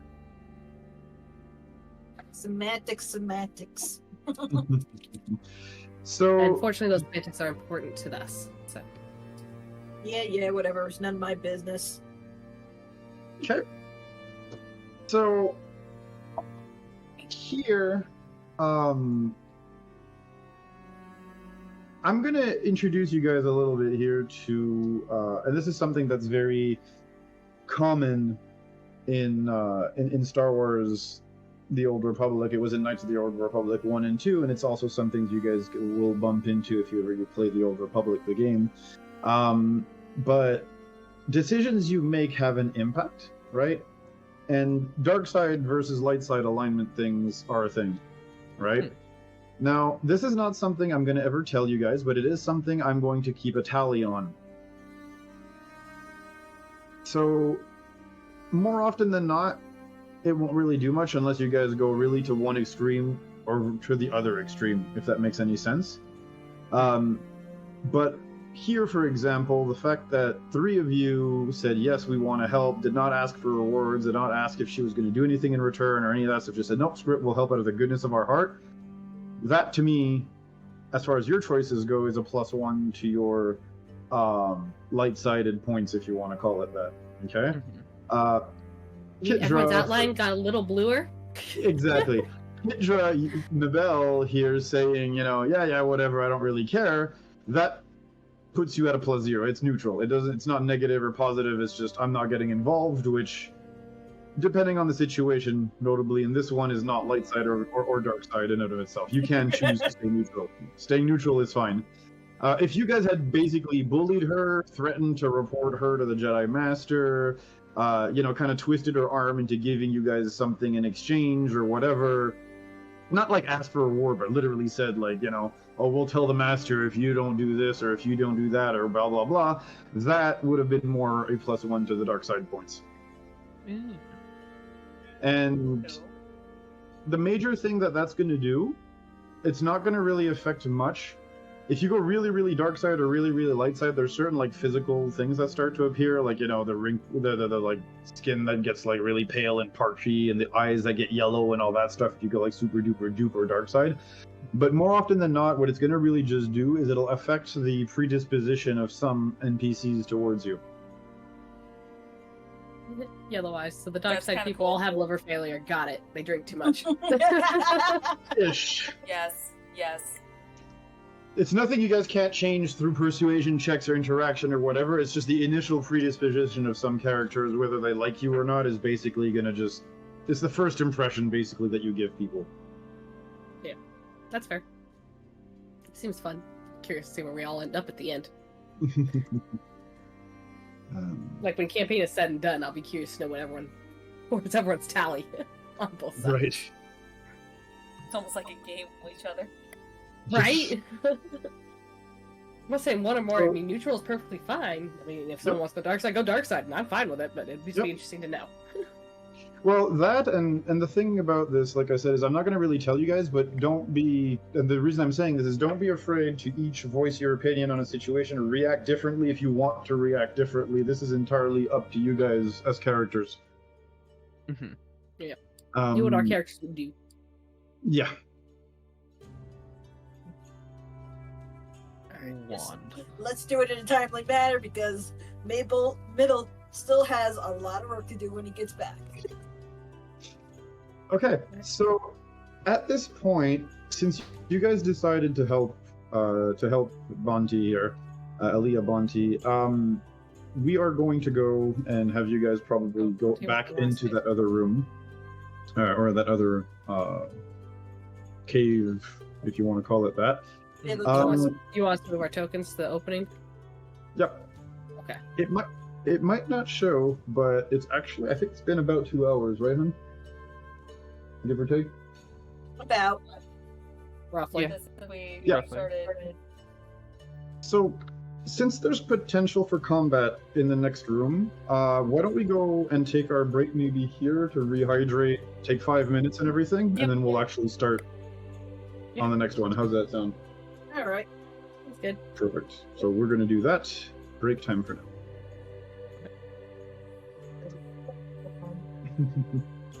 Later, everyone.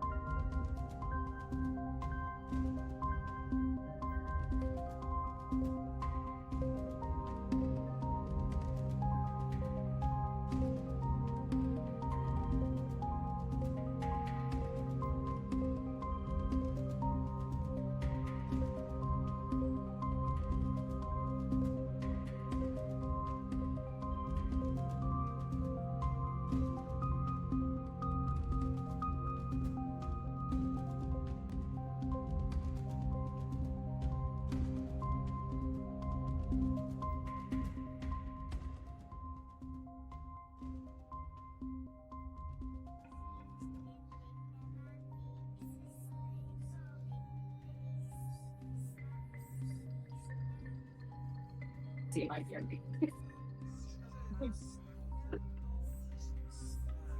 And spoon broken. All right, and we are back. Hello. Hello. My cat is trying to steal my Hello. ice cream. No, Kitty cat. blasphemy. Here, Got more you wanna coffee say and hello? it's time to heckin' party. Say hello. Oh, he's your fluffy little kitty. A fluffy little allergen. This is Yeah. Milky. Say hello, Milky. Milky makes sense for trying to steal ice cream. She also pops up when I'm doing Wayward Wanderers. Yeah. So, at this point, one little fun thing is, as you guys decide that you're going to go and distract Krathhound and have, propose to Aaliyah to come with you guys, she'll actually use the Force to move the boxes aside, and you guys kind of find out, funny enough, that while she is a very timid person, she seems to be really good with everything that has to do with, like, force push, force pull, telekinetics. Like, she moves items around fairly easily, actually. The whole size does not matter is pretty much one thing she's got down pat. And she'll follow behind the group timidly, fairly close behind the group, because she doesn't feel like getting jumped by something in the darkness. But she's definitely keeping more of a, like, I don't really want to be the first one in that cave. I'm afraid of those doggos. So she's probably going to end up actually standing fairly close here to I was mispronounced your name, I apologize if I butchered it again, but to Mibble. Mibble. There we go. Mibble. I'll get it, I promise. I'll get it. Like nibble. Like Nibble. nibble. Oh, got it. Oh, I was going with Gotcha. dribble. Like she's dribbling, but it's middle. Or dribble. So Mibble is. I just think of the song Stuck in the Mibble with You. There you go. Sorry. Tiger, I can't believe you live like this, my homie. Alright. The dad jokes all the time. Yes, well, I mean, I made a character called Alligator once, so we're not going to talk about that. So, Zuri, I'm assuming you're catching up to the party?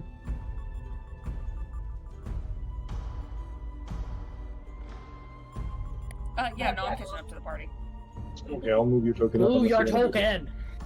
And zoom out. Sorry. What's wrong with you? Okay. So, as you move back up, you realize the Krathhounds are still there, still lying down, napping. What do you guys decide to do at this point? Playboy? No. While I still have the opportunity to... Let me just double check my stuff. I gotta double check my powers here.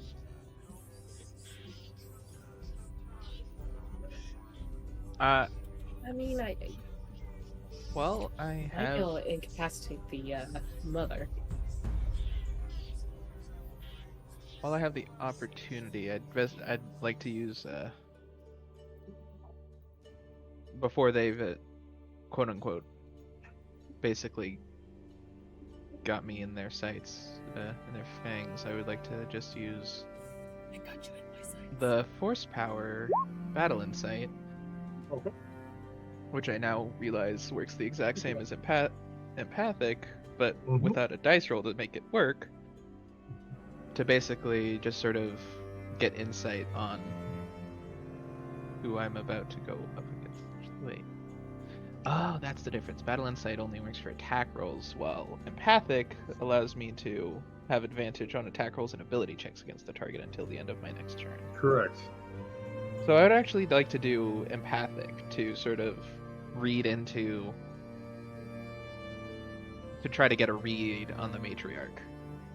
Well, being a mother, she's definitely ever vigilant. But right now, overall, they're fairly relaxed. You can see their stomachs look slightly bloated. They probably just ate, and they're kind of in that, like, food coma state. Which is why they're kind of just lying there and napping. Typical predator, they're either hunting or digesting, right? So they seem to be more digesting right now. But again, don't underestimate the mother. She's still a mother and is ever vigilant of everything that could be a potential threat to her children. Right. And I would like to, this is probably our kickoff combat, but I would like to cast Malacia on the mother, which requires a wisdom save, or she falls prone and becomes incapacitated and unable to stand up for the duration of the spell. Let me throw it in the chat. Okay. So one thing for both of you guys though, if you want to do that, it is a I can't 30 even feet closer. range. Fudge. And you guys Okay. are about 50 feet away. Same thing with you, Gage. You guys are gonna have to Yeah. get a bit closer if you're gonna do that. I forgot to pay attention to the map. My bad. Nope, you're good. Gage, same thing. You're gonna have to squeeze up a little closer. I think empathic only works within 30 feet from what I'm seeing in the description. Yeah, it think is that's- 30 feet. Is that 30 feet from them? I guess, yeah, I was more so thinking. Yep, that's 30 feet. So, but I would like to be off towards the side. I want to do my best to move up stealthily when I move up. So before I cast power, I guess I need to make stealth roll. So don't I? I'll be purposefully walking farther away from you so that I don't ruin your stealth. Yeah, you're gonna both need to give me a little stealth roll actually if you want to get that close. If it helps, I could offer some assistance for anyone who needs perhaps a little extra on their stealth. Always take it. I would say give it to them. Well, I'm going to do. I've never been the stealthiest, but if we want, I can be a distraction on our way Okay. in. Well, if you insist, then, as Zuri will go up to Davi and touch them on the shoulder, and I will cast guidance on them. So, assuming before I start moving. Guidance, what's that dice roll for me now? It's a D4 on an ability check. Okay. So, D4. Forgot it increases over That's time. pretty nice. Hmm. I got a 4 on they that. made Thank you. guidance scale? Nice. There's a guidance skill for here, yeah. Where is my stuff? There it is. Very 16. cool.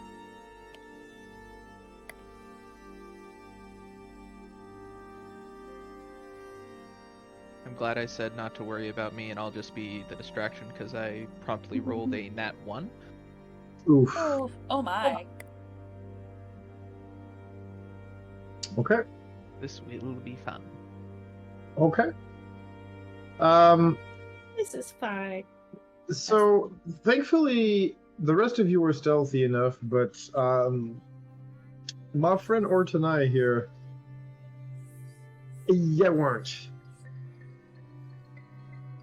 And the matriarch will have Growl stand up, hair bristling around her mane, or mane bristling, should I say, as she will growl in your general direction, and I will need everybody to give me initiative. Well, at the very least, I'm sure that she's happens gonna for be, myself. she is going to be going for Orthanai, but I'm just going to ask you guys initiative just to, for action I rolled economy reasons and all that. initiative prematurely, if that still counts, otherwise I'll reroll. No, you're fine. That's fine. I'm Yeah. not, Just for posterity's sake, I have to ask. sorry. Okay, if the answer's no, but my spell doesn't go off before anything else, right? Unfortunately, 'Cause this happened while I was moving, you know what? or this happened after I got there and cast it.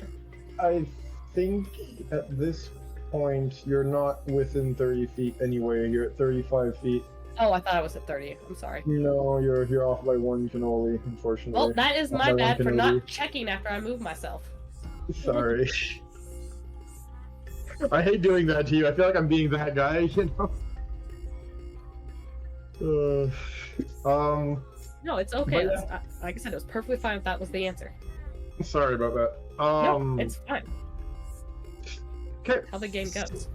Yeah. So, yeah. I guess it's time for initiative. And let me just get hers.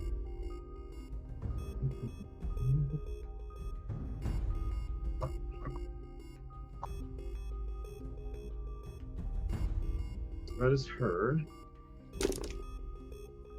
I will put the names on the token in a sec so you guys know which is which on the turn order. Shun, thank you so much for that donation. You actually get something out of that. Give me just a second. We had a it's donation. happening. Don't we get We the got a donation. double effect if we're doing the effects in this game? Nice. Yeah, there we go. Okay, yeah. So, you did a $25 donation. So, auto success for a player or a DM, you get to choose. Okay. Choose And 2 though, because we're doubling it this month. I'll Yeah. do you actually one Well, that's better true. It's because double. this It's double. is- Yep, this is Extra Life's TTRPG month, so every donation that you do, the reward for it is actually doubled. So there's 2 dice Yes, that yes. you're going to be able to say auto pass for either the DM or the players. You can choose to do 2 on the same person. You can split it up. You can do 1 DM, 1 player. You do whatever you want. Just let us know which of the 2 are going to. If you don't want to put it in chat, you can always put it in the Discord, Behold Roleplay Discord, if you'd prefer. If you are on there. Okay. Oh my. Okay. Oh, Oh, and Zora gets to choose a partner partner in crime. Oh my. Oh my, this is so sad. I choose. You know what? I'm gonna be fair. I'm gonna roll. I'm gonna roll a d4 because this is brand new. I don't know the characters yet, so I wanna see who may That's need fair. it. So yeah, Let the dice decide. So I think I'll let the dice decide for now. So let's see here. So that is a 2. So that is Popo the Tiger. You All get right. as well. Auto Thank you. success on your choice of thing. That's awesome. And you can treat it like inspiration. You can use it anytime. Okay. It does not expire. Just make a note that you have it. And thank you again. That was very generous. Thank you. We've got some fun stuff planned for the donations at the end of this month with Extra Life, especially this Saturday, I believe. We greatly appreciate any and all donations. Mm-hmm. For the Very- children. Well, thank you very much. And on that note, we are actually going to start off with you, Zoro, since you rolled top of initiative. They haven't been alerted yet, have they? Oh, I They alerted did. That's them why so we rolled quickly. initiative. They're zeroing in on Tiger right now. Yeah. They have not noticed the rest of you. Even with the guidance, man. You gave me guidance. Yeah. Oh, right. And I And he said I'd rolled a run nat one, direct sadly. distraction, and then I promptly rolled a nat one after. He stubbed his toes, started swearing. Yo. I mean, I would swear telepathically, so not necessarily. Still swearing. It would go on a rock. It hit another rock. A few of those boulders on your left, they're all started falling from the wall, making a huge amount of noise. The crystal started tinkling. Yep. I am actually going to hold my action until I see one of them charging towards my companions. Okay. However, I will move a bit closer. Excuse me. Oh, why am I counting? 5, 10, 15.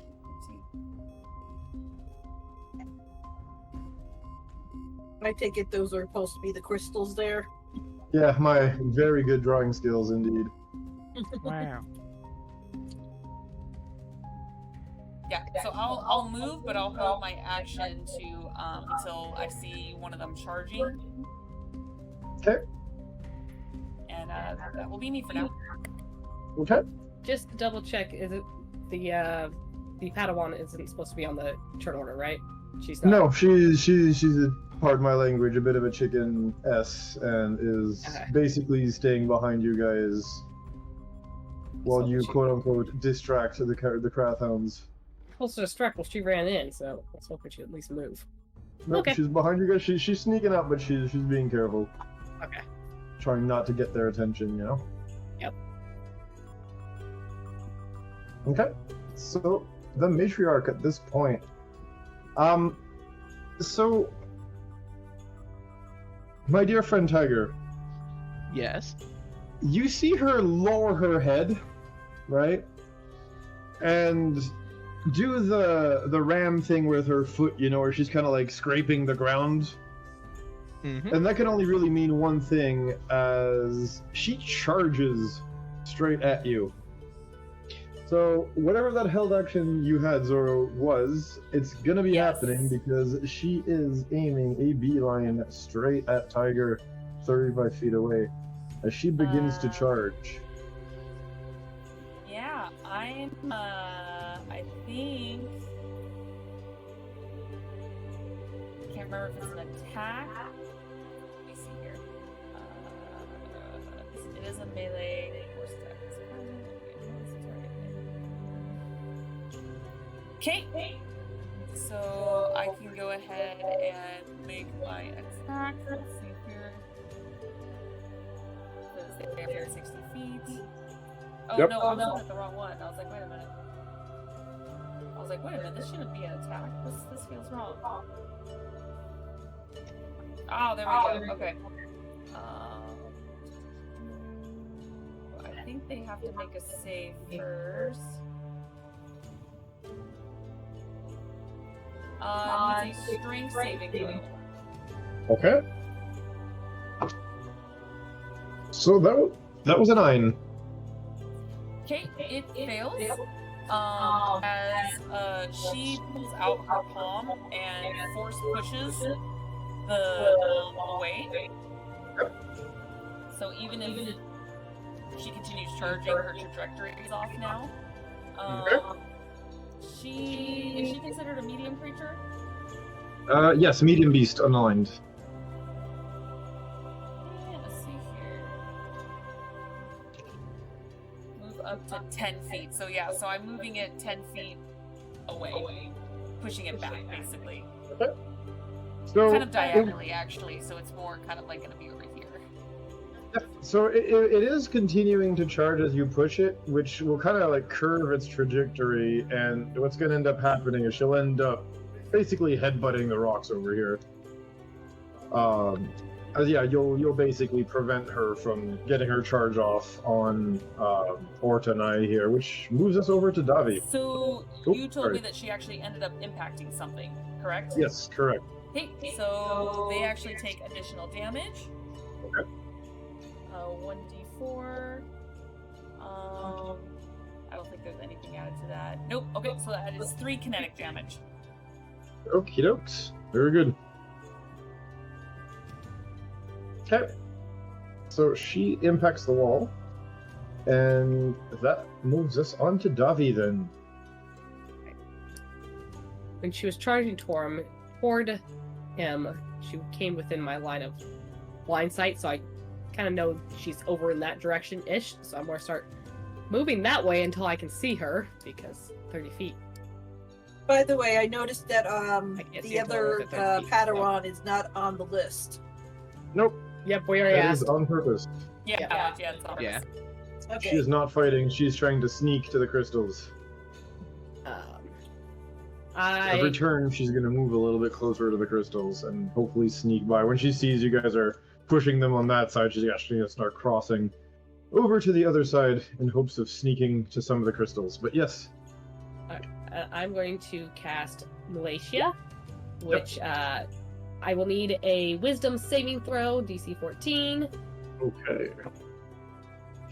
So this is an 18. She will make the save. Watch.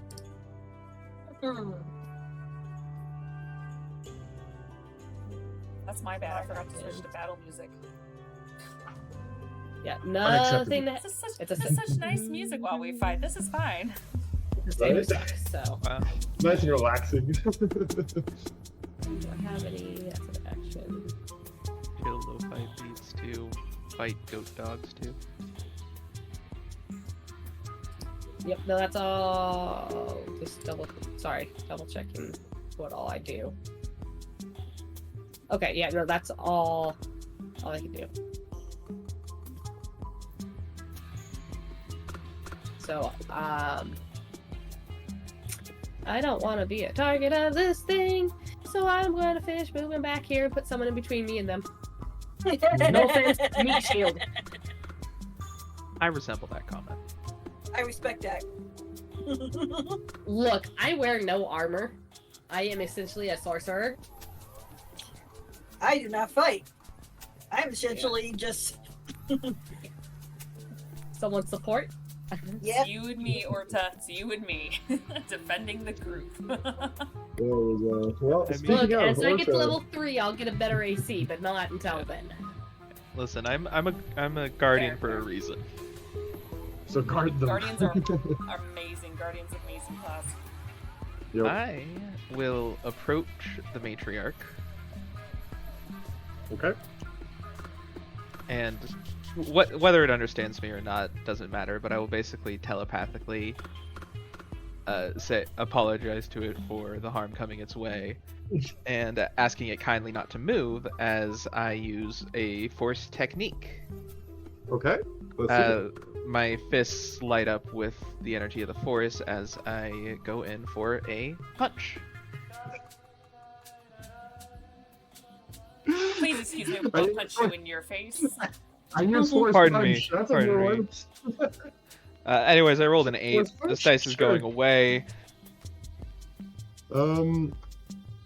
Perhaps the So audio in its brain sort of hints that I'm right next to it, and it just sort of pulls away Yep. before I can hit. yeah, I mean it's basically gonna do the thing where it telepathically thanks you for warning it about the attack and headbutts your fist, kind of nullifying the sentient attack enough. here, where you both kind of balance each other out. You can feel gratitude from it. It doesn't say thank you, but you can feel gratitude coming from it. That being said, yeah, Nibble. Okay, let's see. What do I have here? I have to get my back in dice so that I stop rolling poorly.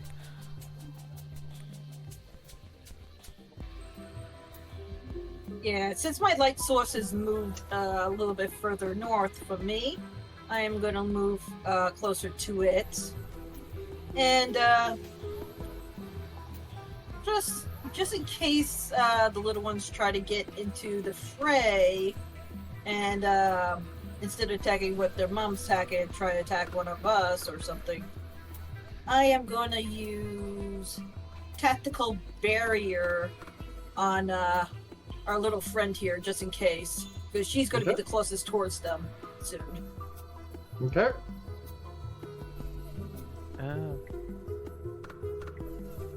Do you need what tactical barrier does? Oh, nice. Damn. Okay. So, yeah. So, So as it, whatever happens to them, they got a +2 to their AC. so you see like a shimmering force field kind of appear around Alaya Bonte here as you see you basically envelop her in protective energy, which emboldens her to move forward a little bit as she is headed for those green crystals apparently. That being done, you still have an action because tactical barrier is a bonus action actually, so you could still technically attack, use a power, or do anything really. You still have an action.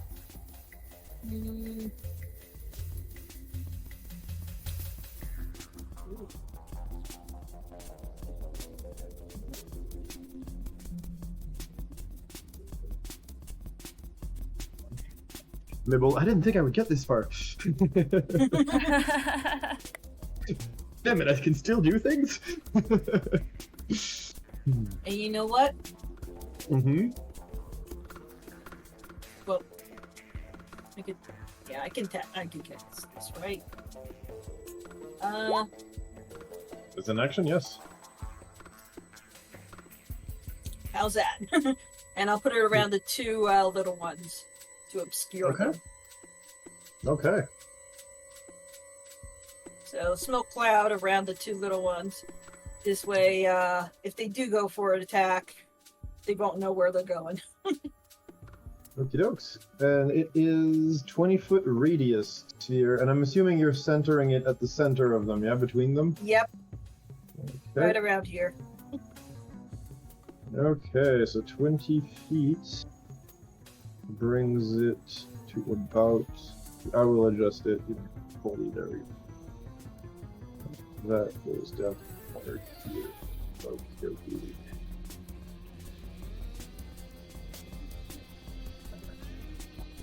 Go. Just adjust it a bit more.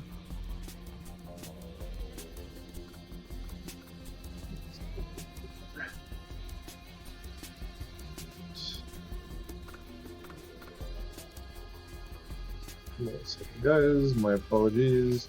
This, by the way, is why I not. There we go. Okay, I need to get myself like actual tokens for like smoke clouds and that stuff. There we go. So you've effectively cast, smoke obscuring them completely, so they can't see outside. You guys can't see inside, but this basically entirely prevents them, like you said, from charging straight at a target out of the smoke. They're going to have to move out of the smoke first, and then if they have the movement, complete their charge, which might actually prevent them from pulling off the charge. We were going to find that out right now. So, if I recall, the minimum they have to charge for the charge to work is... 10 or 20 feet? 20 feet. So yeah, because you've actually caused this smoke cloud, they can't charge out of the smoke. They have to walk out of the smoke first, and then potentially charge. Right? Nice. To pull the charge, they have to see the creature. This one is actually 15 feet, so he can't charge directly at you, Gage, and he's... Tiger, sorry, your other server name. Tiger, but it can walk to you because it does have the 30 movement speed to get there, but you're not getting knocked prone. And unfortunately, they're not necessarily the smartest animals, and again, coming out of the smoke, they can't really coordinate as good as they would. So, funny enough, this one doesn't have the clear line of sight to charge at you, nor does it have the movement to do so. So it's still going to actually be there, not quite reaching you. So only the first one is actually going to really, well, second one, if we use the turn order, is going to actually be able to hit you with an attack. Ooh.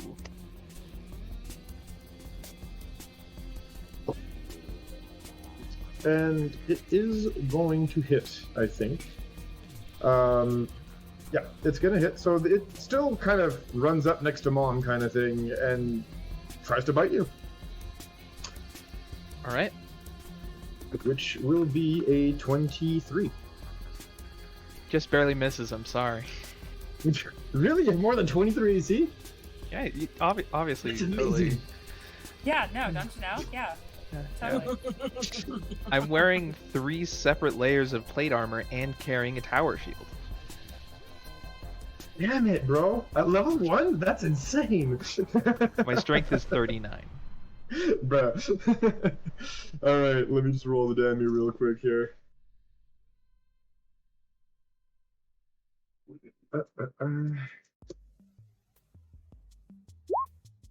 It's gonna be 6 kinetic damage. Ow. As it will take a bite out of your character. And then kind of looks at its mom and just kind of wags what it has for a tail. Like, hey, I did good, I bit the thing. And that will roll the turn order back to Zuri. Oh my.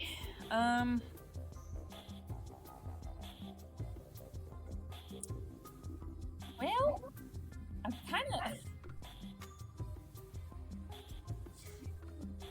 I don't mean to be a one-trick pony, but I'm kind of doing like a stop. I don't want to hurt you, you babies. As I will, of course, push the mama back. We'll get closer. 15, 20, 25, 30. Granted, I was fine where I was, but I'm trying to kind of block myself a little bit. As I need another strength save, please. Okay. Can't trip for days. Did you nap fucking 20? I hate you so much. Damn. Yep. I believe this one will be resisted, sadly. Deal his D20, so he can't use that one anymore. He's rolling too good. Yeah. That one's the one that rolled all the d20s the other day when we were hanging out. That 20s. I can't bonus action punch, can I?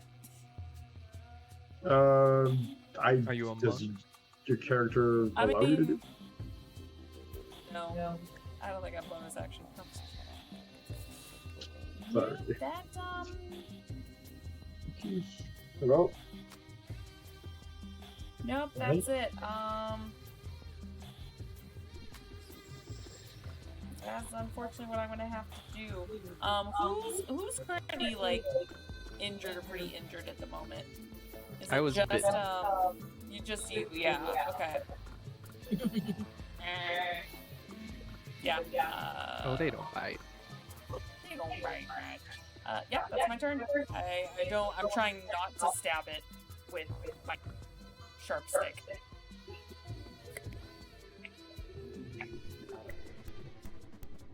so speaking of sharp sticks, the mother here is going to try to hit you with their tusk. Orda. As it will roll a grand total of 14. That misses. Wait, actually, that's Okay. check. Oh god. Why am my brain off? For the record, by the way, guys, I usually go with meets it, beats it. Yeah, Is that how AC you guys use- 16. I think that's how most yeah. people here usually play, yeah? Meets it, beats it, okay. So you have 16, you said? Yep, 16 AC, so. Yeah, so it tries to, hit you with that tusk, but while Zuri didn't manage to necessarily, slam it against the wall an extra time, it definitely still kind of, I guess, pushed its head aside enough that the tusk does not manage to gore you. It kind of passes right next to you and it hits one of the rocks next to you. That moves us to Davi. All right. I'm also going to be a one-trick pony because if the spell goes off, it will just incapacitate the mother. So I need another wisdom save. Okay. That is a 13. That fails. So the force around this creature kind of compresses in on its head, creating weird pressure around it, throwing its equilibrium off. It's getting dizzy, it's getting nauseous, its equilibrium isn't there.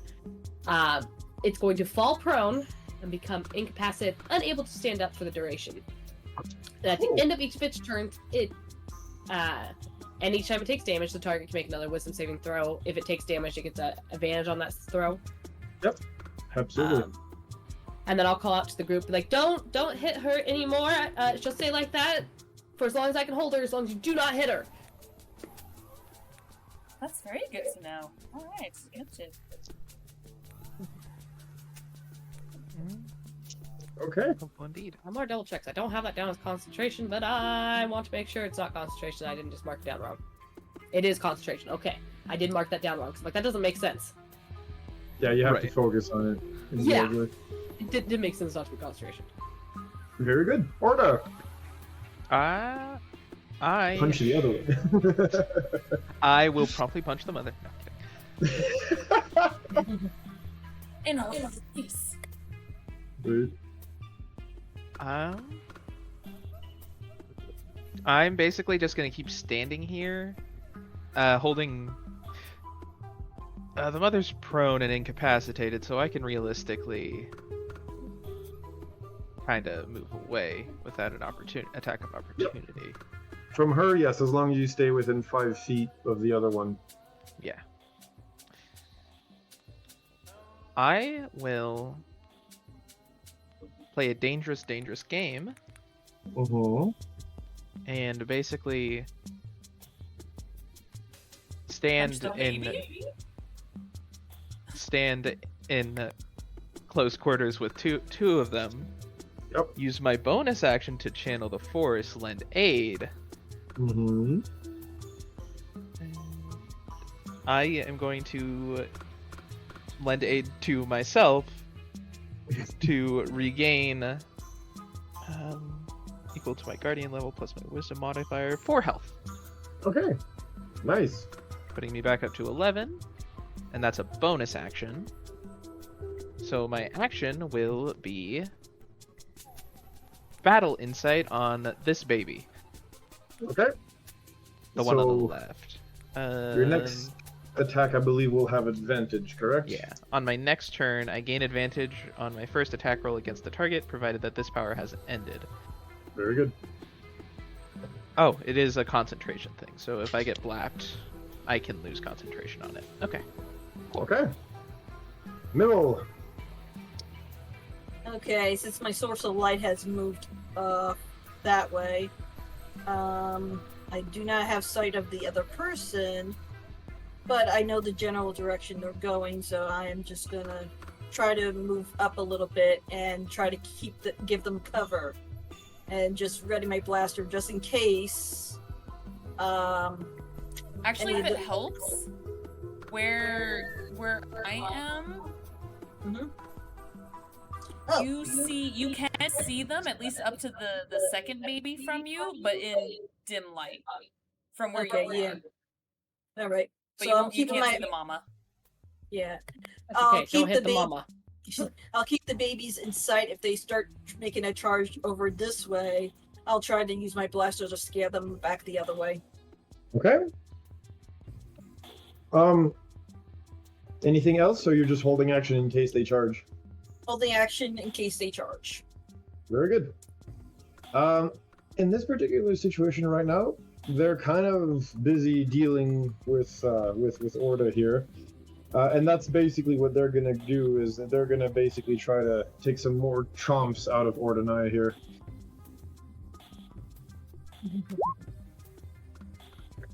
You are at this point indeed live bait. So I am assuming, does a 16 hit? That is my AC. So means it does beat it.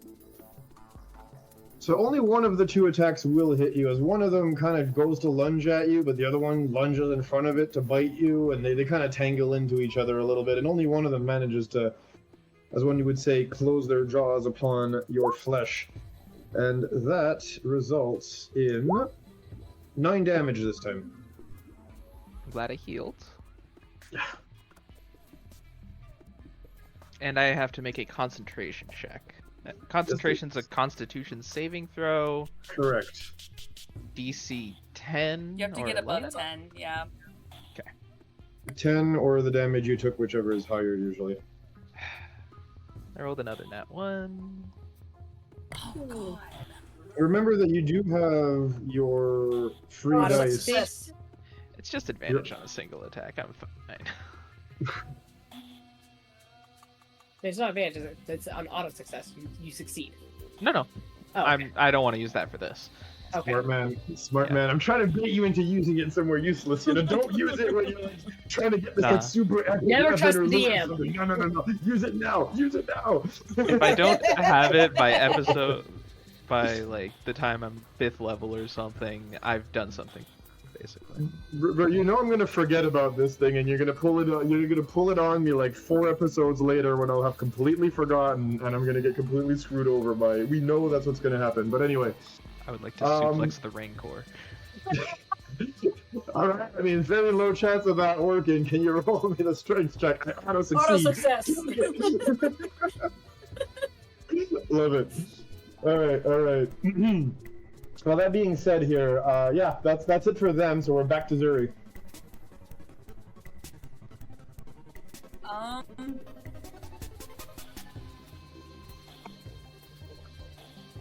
actually going to kind of block the babies a little bit, just in case they decide to come the other way.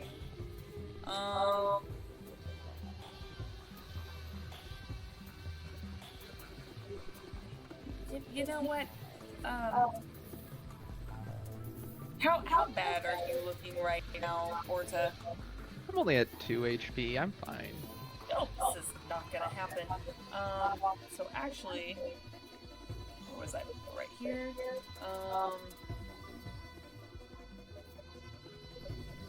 We're actually gonna do something else. Let's see here. I believe it is an action. Has to touch you. Okay, that's fine. I'll go right here. And I'll give you a little love tap. Please touch appropriately. I consent. I'm in danger. As you see a very soft, almost mint green glow coming from your hands, from her hands, as she does start casting heal on you. 1d plus my force casting ability. Can you cast this part? Oh, that's at second level or higher. Never mind. That's not. So 1d plus my which is a 3 right now. Okay. So 1d8.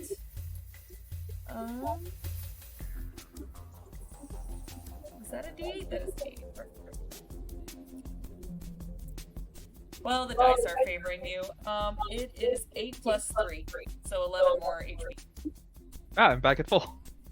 So, keep taking the hits. There goes man. my plan.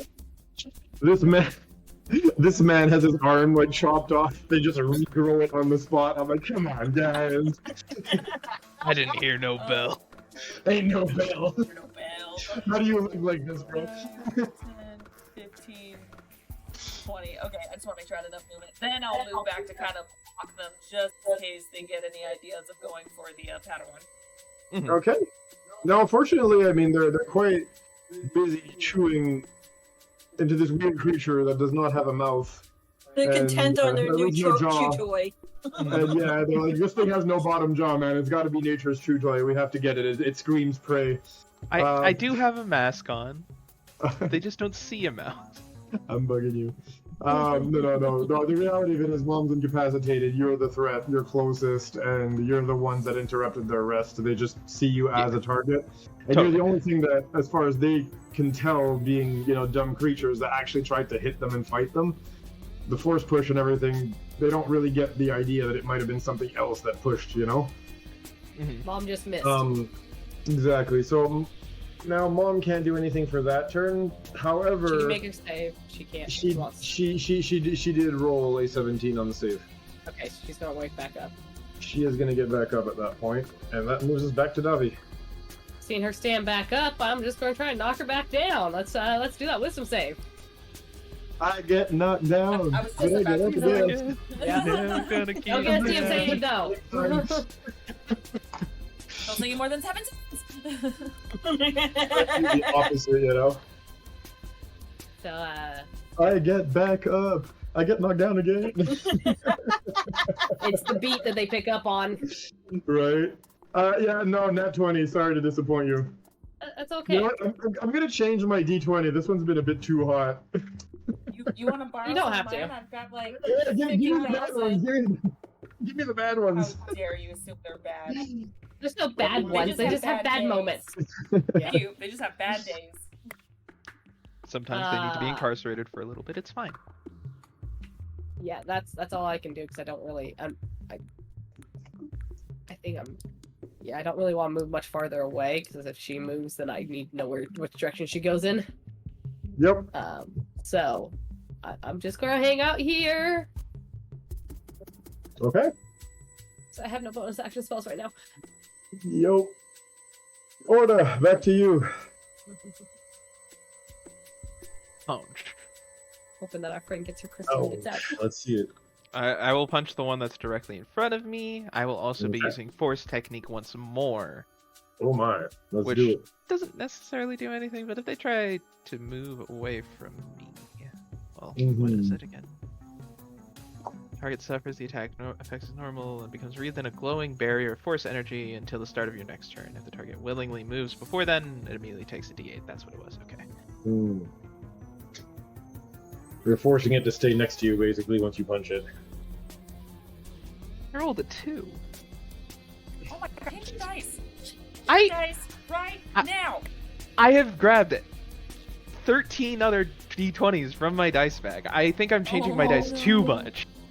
Is this gonna become one of those things with the GM rolls like 14 nat 20s in a row and the party TP wipes? That's an encounter that's lower CR level than them just Mibble I'll will take run it away from you before guys. that happens. See you next week for the first episode of the new party. Yo.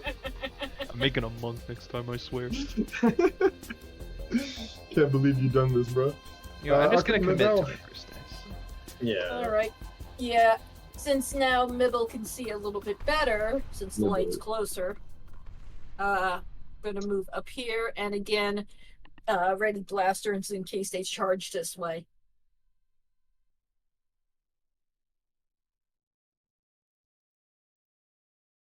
We gotta get you some glow sticks. They're actually very I cheap. actually do have them in my Dungeoneers pack. Oh, there you go. So, but I'm more focusing on what's going on around me right now to light one. Fair.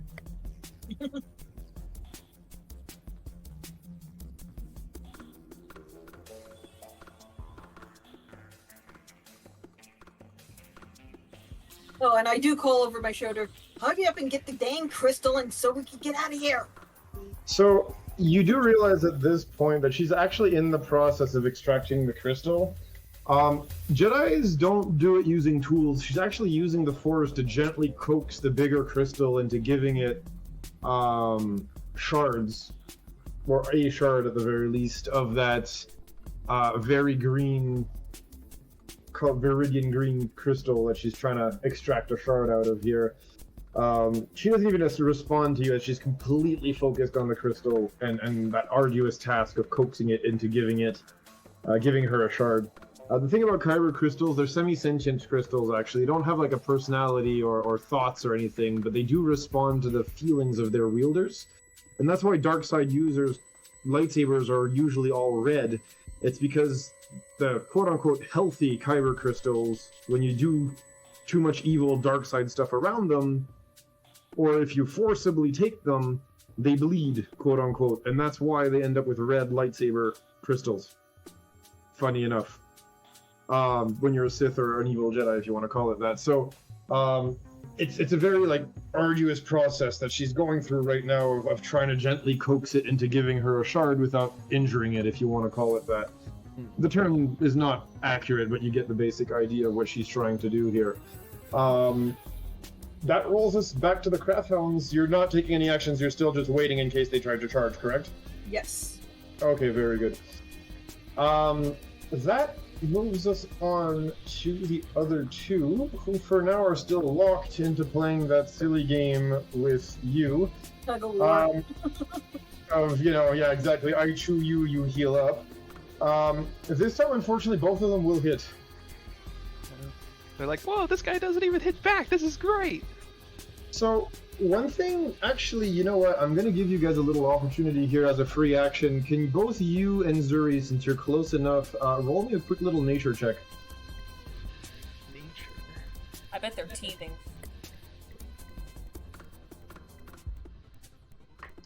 Fucking Tyler's always teething. Right. Yeah, that's another natural one. That Dirty dice loves 20. you. Okay, Dirty good. 20. So, Zuri, you actually realize that these things work better when they're in close proximity of one another. They are used to hunting in a pack. Well, I'm trying to push one of them away. Yep. No, but the reason, yeah, well, that's it. Try to keep them split because you do realize they work better in a group. Yeah, she'll actually say that. She's like, you're okay being chewed on, but if you split them up, they will actually not do as much damage. So we might want to split them there. It would be to our benefit.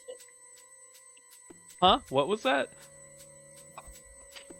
Yeah, that auto roller is really very good right now. I do not like this. I'm going to start rolling by hand. Yeah, that's why we like click-clack math rocks. Yeah, well, Black. the electronic math rock right now is having me hit. I have plenty of Gage way dice. If too you need hard. more dice to choose, I will gladly hand you my big jumbo bag. You want to check my 2d4s Oh my god, actually? yes. Give me a second. Please, thank you.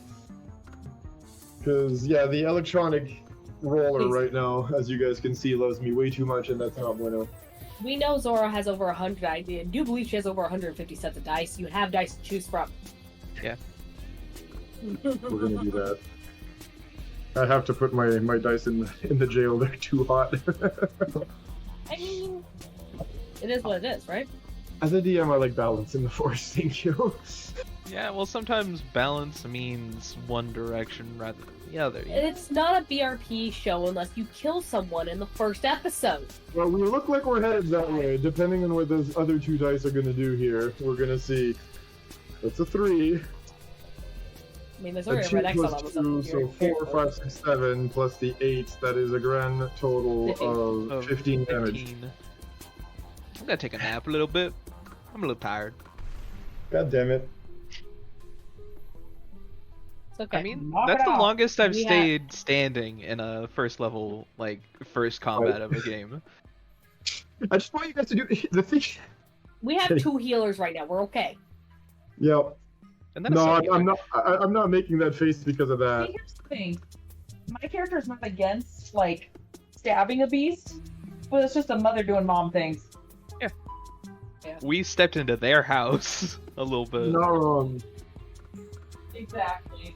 So, by the time, if you can do me that one death saving throw, by the way, Gage. God, Oh wait, it's, is it only once your turn rolls around? 1 sec. I'm pretty sure Yeah. it's on turn and then it's auto fails if I'm Yes. blocked. Correct. It's only when your turn will roll around. God, you don't have to X yourself out yet. You're just down. You're not dead. How dare you? Yeah. My brain God. has X as KO, not death. Oh, got Yes. it. He does not have this next to him yet. We're fine. Okay. So yeah, exactly. So at this point, by the time they're done biting into Ordinai here, the Padawan actually finally finishes extracting the crystal. And in her excitement from having finally gotten the crystal, she turns to you guys and loudly says, "I got it!" Which obviously immediately gets the attention of the 3 craft hounds who have, finished knocking down and chewing Ordinai Chew here. toy. Yeah. It was a good chew toy, but now there's another one. Middle sort of just turns around and gives that girl a little bit of a glare. Yeah. So Zuri.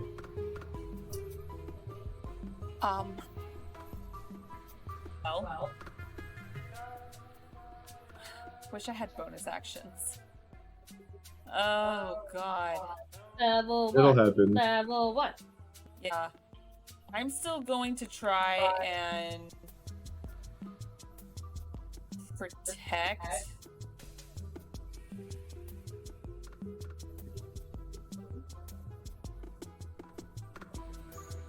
God. Yeah, no, I'm going to. See, this is hard because I don't know if my one action, do I want to just help him up, or push one of them away? And the mother's back up too, so Yeah, I think, you know what? I'm gonna trust my new companions, and which is a weird statement, and I'm going to heal my companion again, and hope the other 2 can get the others distracted. So I'm gonna go ahead.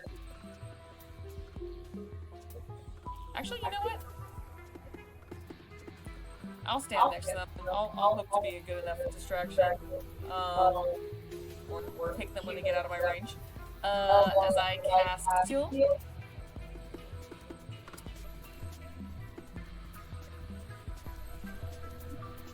Oh my god! That's another 11! Jesus! Come up, Jesus! The matriarch. I get back up. I get knocked down again. It's like the reverse. Or the night I get knocked down. I get I back up get him again. back Jesus up. Christ. Don't go down again. Oh, what's that? You only got one more power. So what were you saying about them being better when they were standing next to each other? If Basically, they're it's- apart, less No, damage. it doesn't character. Oh, Yeah. oh.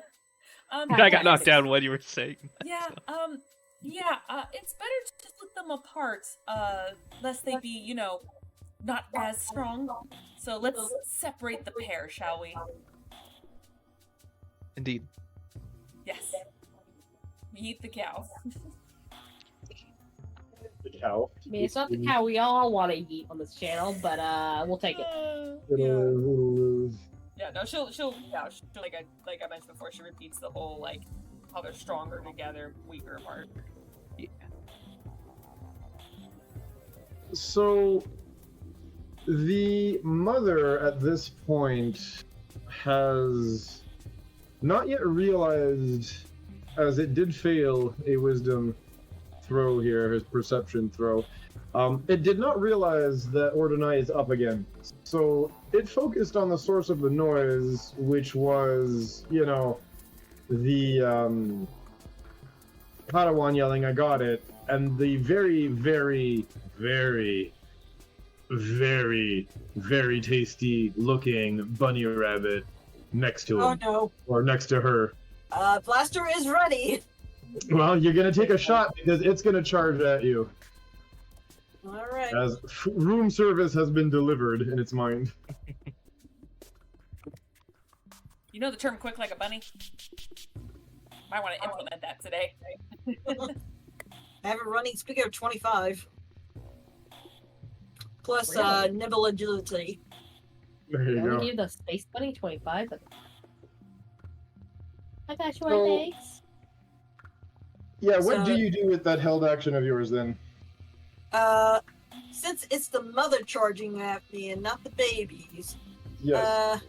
I am going to see about just maybe giving a bit of a grazed wound or something. Maybe get it to decide to try to find somebody else to attack. Okay. With my blaster, that's a 16 to hit. Okay.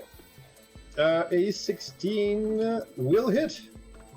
Alright, and that is going to be 4 energy damage.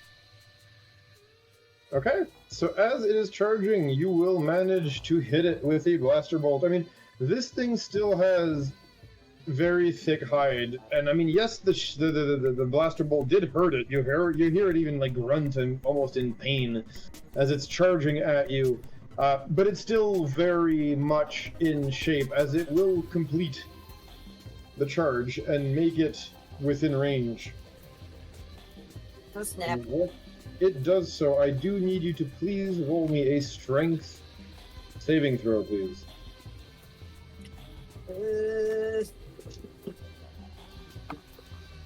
16?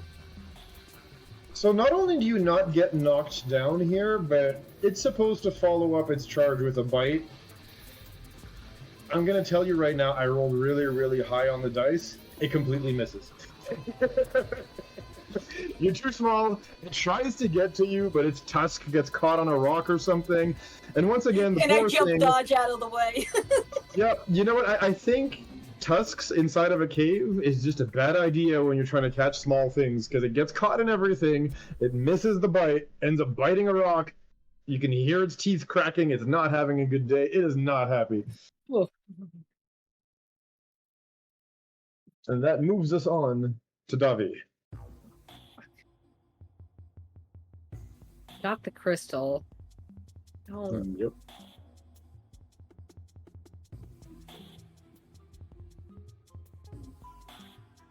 my debate here is whether I use the last of my force power to try and knock this mother down again, or I really don't want to do that. So my only option, cause damage.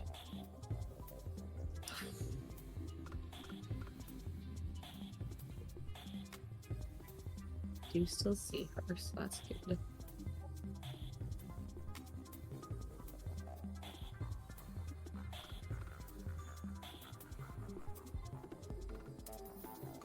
Yeah, let me read this stuff really fast.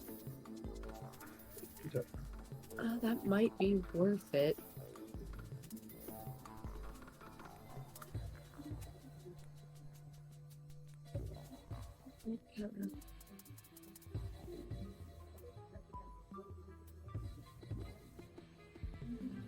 Alright, I'm gonna take a bit of a risk here, but hopefully this helps us.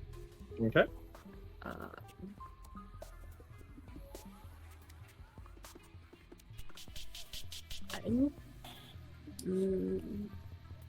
What do I have on me? I do have a light point on me. So I'm going to run up on it. I'm gonna go ahead and I'm gonna cast who do I cast this? I'm gonna cast Saber Assault on myself. Okay. And make an attack. Okay. Oh, sorry, making it popped up.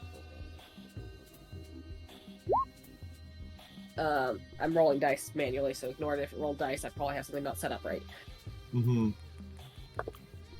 Ooh, that is a good +4, so that's gonna be a 23. That will To hit, hit? most definitely. Okay, so I'm gonna need a dexterity saving throw from it. Okay. That is very low, actually. Did a 5. So it will fail, which means fails at saving throw, it gains 1 slowed level until the end of its next turn. So it's slowed Oh until the end of its Okay. next turn. Nice. I will call out to the group. It can't move very fast right now, so it's time for us to go. And then I will still do. I rolled max damage, so I'll do 8 energy damage on it. With Oh, wow. Nice. my light blade. As you hit it here, it will indeed whine, as you have greatly injured it at this point. You can see that you did hit it with a lightsaber. Yeah, your lightsaber here really like left a deep gouge in its body, and it is very much injured at this point. And you can see the first thing it does here for a sec is it looks at its 2 pups before looking back at you and growling. Yeah, and I think with that, I know it's probably going to attack after me, but I don't want to be too close to it here, so I'm more going to take a step back for the rest of my movement, because I can only go 5 more feet. It will take the snap at you here. It'll hit, Okay. as it rolled a 22. Yeah, no, it's not hard to hit me. And it will It was going to have to deal happen one way or another, so. damage, yeah, as it tries to hit you with its tusks once more here.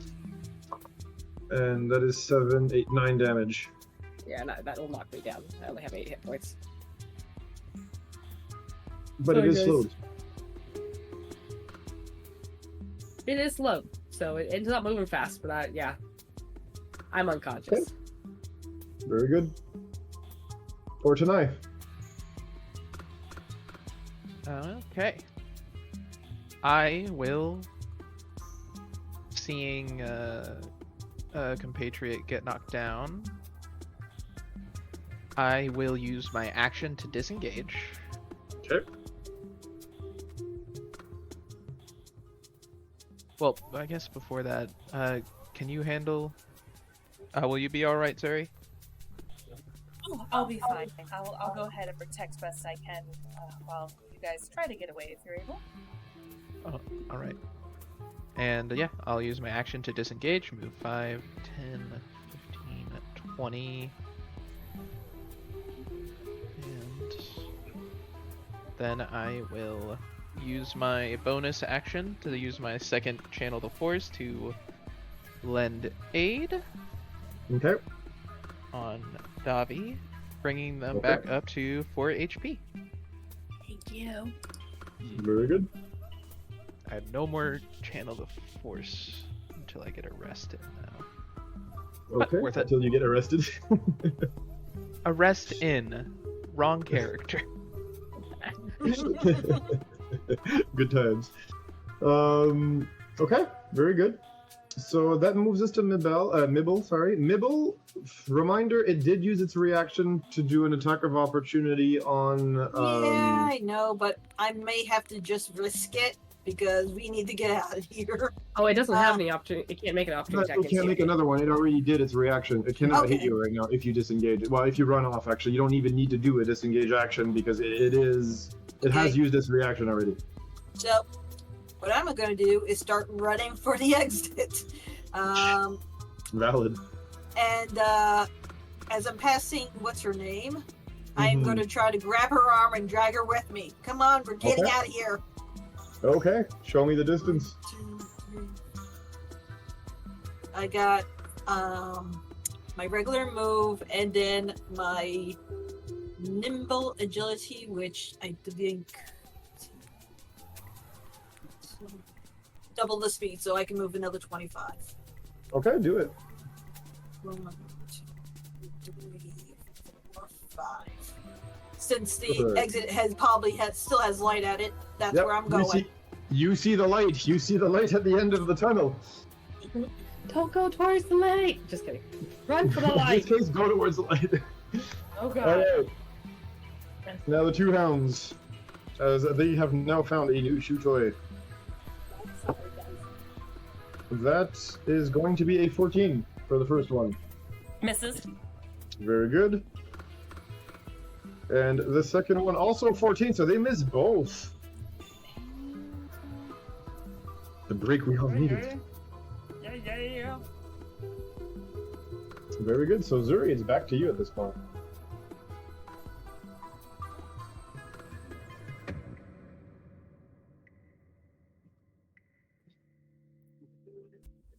Yeah, I think. Are these small creatures compared to their mother? They are definitely smaller, but no, they are considered small beasts. Oh, even better. Okay. What I'm gonna push this one back as needed to make a strength save. Okay. Just like physically shove them. No, I'm using my force push. Oh, gotcha. I'm not eating the cow. Well, I mean, I am, but you know. I'm eating it without touching it. I eat it without touching it. Look, That's Mom, funny. no hands. The barbarian of mental ease. All right.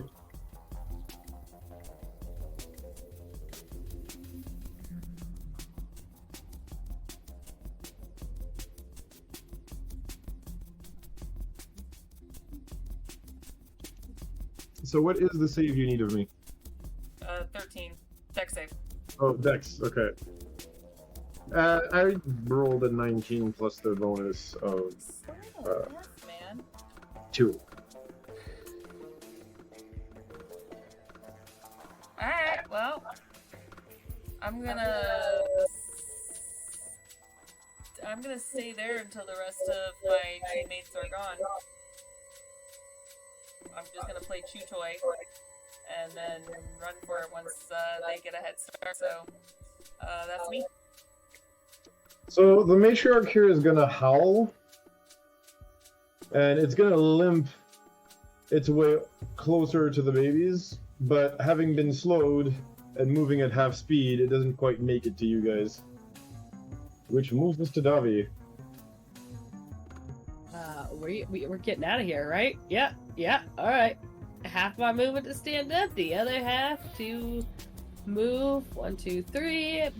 Action to dash. Another 30.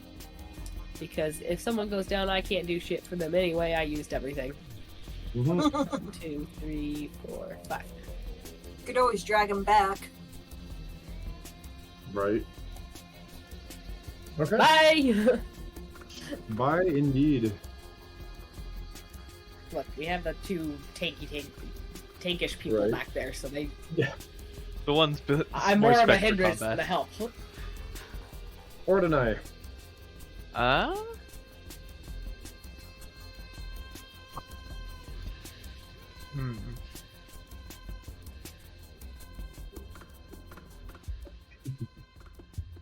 Tuppy.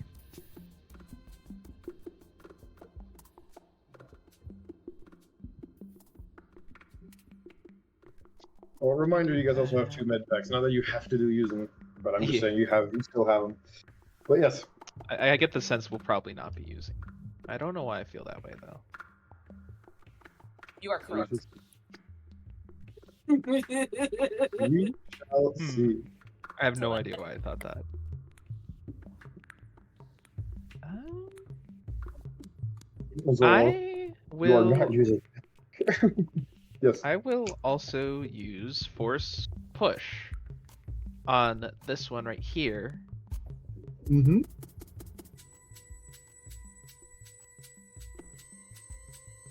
Okay. Needing a DC, I think probably the same, yeah. DC 13. Okay, it does not make it then. Okay, and this As is you a will- small creature, so Yep. it will be pushed. 20 feet. Nice. Yeah. Opportunity of attack? And it's the right one, correct? Yeah, the right one. Whack it, what I'm just- wins. The PB I'm just trying to figure out like or the adult. what direction do you think I should? It was push the little one here. Yeah, the little one right here. It just probably If you goes go back so it doesn't slam into the wall or anything. Oh, I know. It's Yeah, up to you. I'll push it 20 feet Just back straight into the smoke. The All smoke right. cloud's there. It's a good idea. Yep.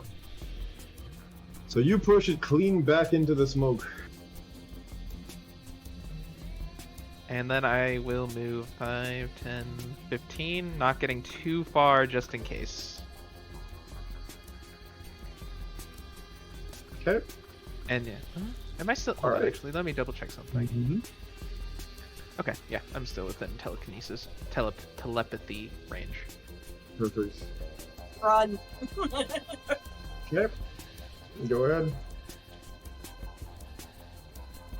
Yep. Still running. Yep. 5, 10, 15, 25. And Okay, she then will- dash. Yep. That should get me pretty much out, I think. Yeah. Yep. I'm out That of gets here. both of you guys out. So she'll follow you guys out. I'm just gonna do this. Okay. Very good.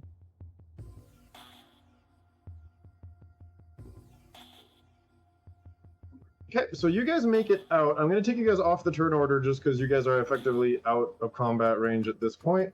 Mhm. That leaves us the 2 Krathhound babies at this point.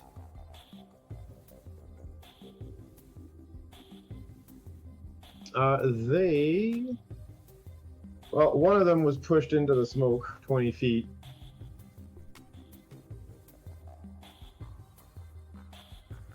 It is going to... You know what? It's going to come running out of the smoke. But as it tries to pass its mother, she's going to actually grab it by the scruff like you do with pups and throw it back into the smoke. And she's going to look at Zuri and she's going to emit that low, steady growl.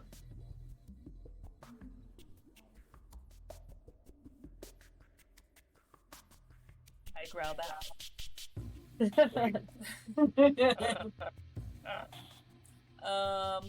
Okay, yeah. I will go ahead and walk right here. And she's gonna kneel down and put her hand on the cow, so I like to call it. And she's just gonna say, "We did not mean to hurt you so much. We know you were just being a mother protecting her babies. We will leave you and your family be."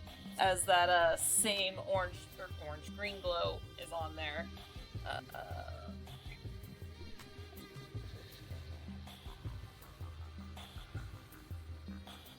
That is 9 health to the cow. And then peace out. If I have to take opportunities of attacks, I will, but...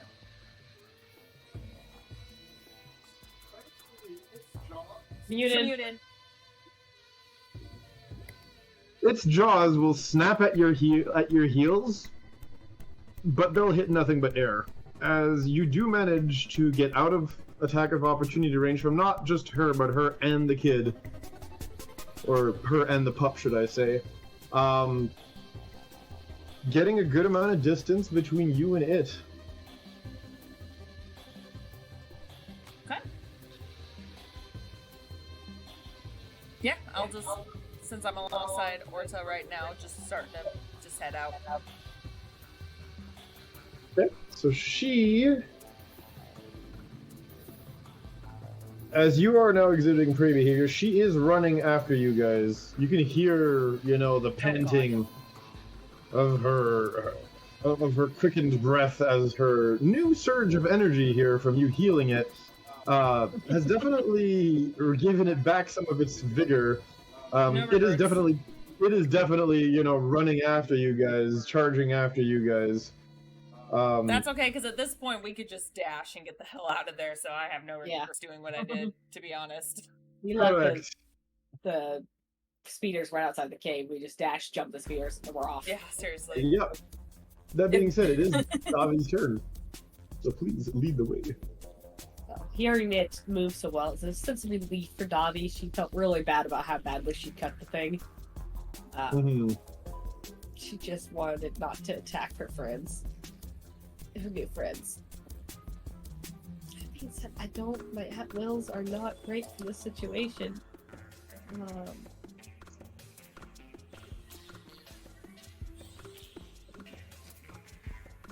My only option really is to keep moving, because I'm out of spells too. Actually...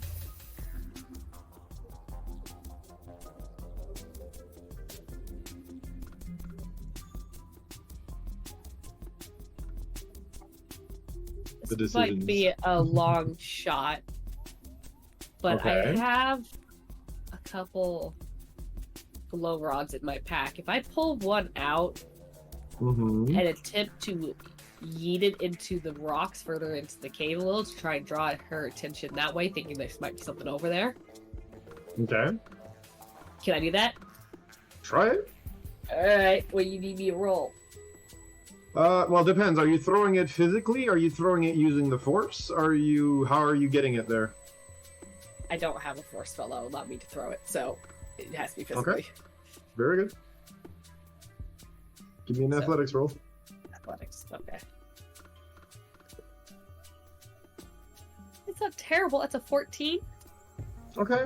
That won't send it all the way to the back of the cave, obviously, but I'll still, you know, you could probably still send it somewhere around, like, this general area.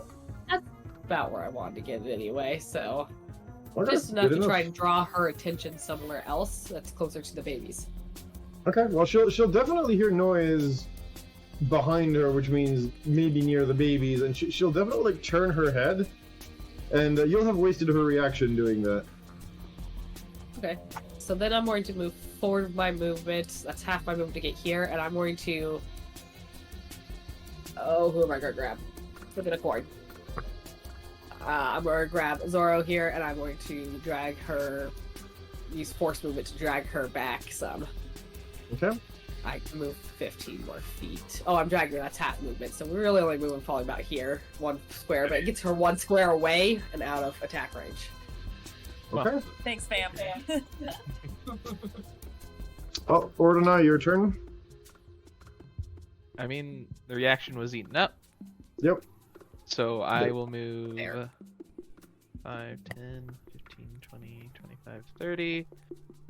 And continue the game of pull the Zuri and sort of telepathically saying to their head, widen your stance and jump, as I use force pull to pull them another 10 feet.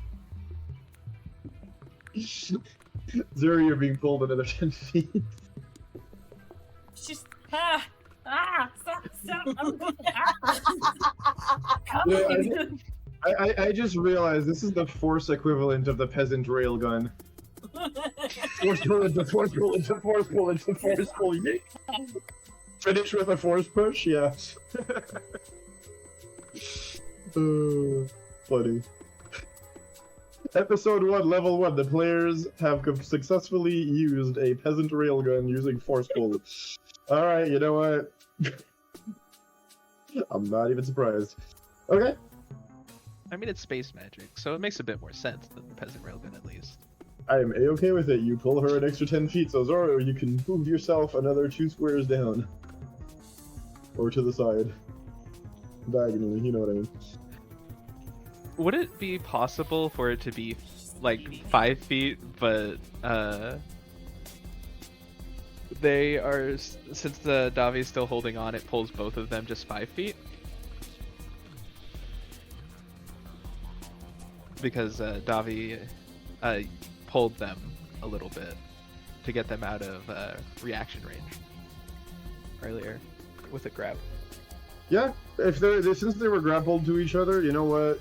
I'd be cool with it giving half distance but moving both of them back. Yeah, go for it. If that's what you guys want to do instead, you could have both of you guys been moved 5 feet back instead of one of you 10 feet.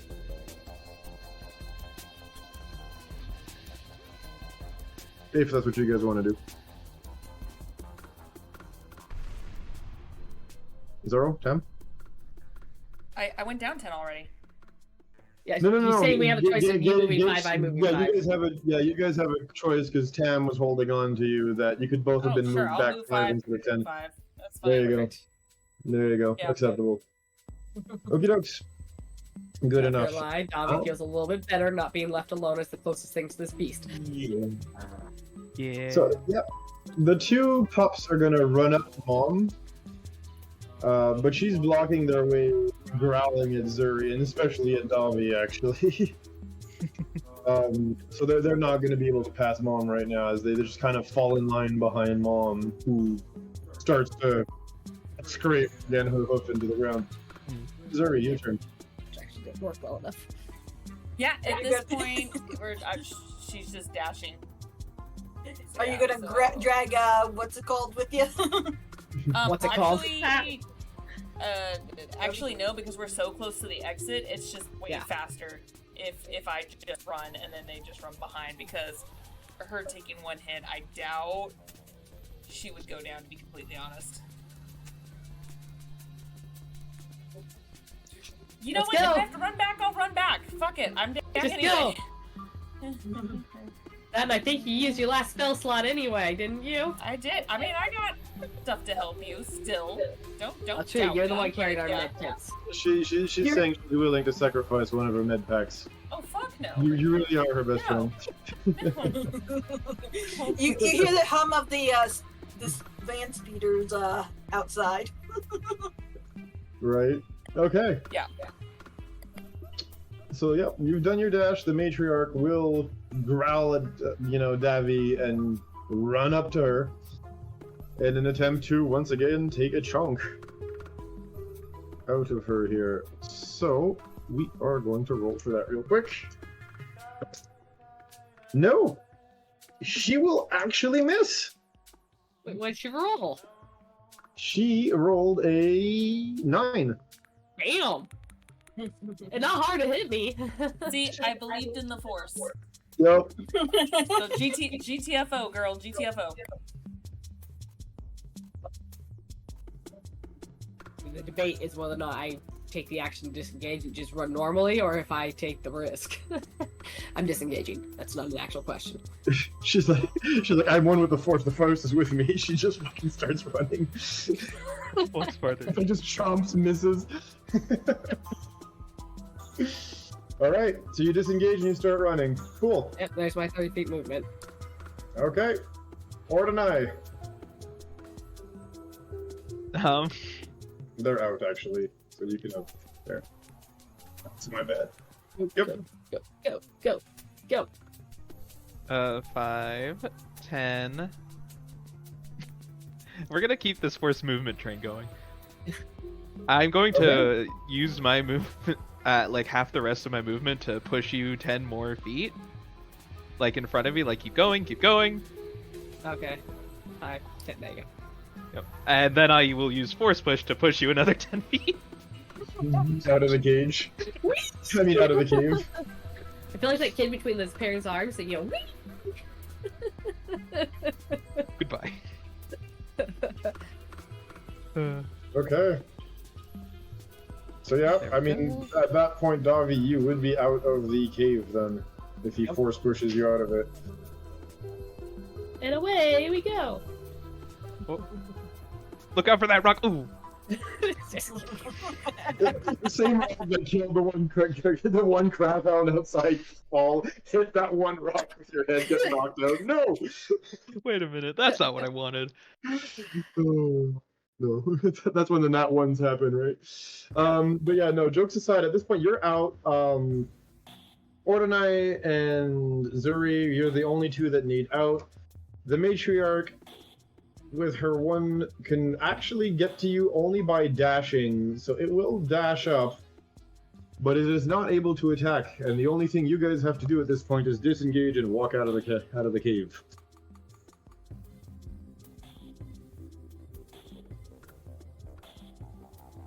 Am I right in assuming that this is what you guys will do? Yes, I will disengage and strut on out.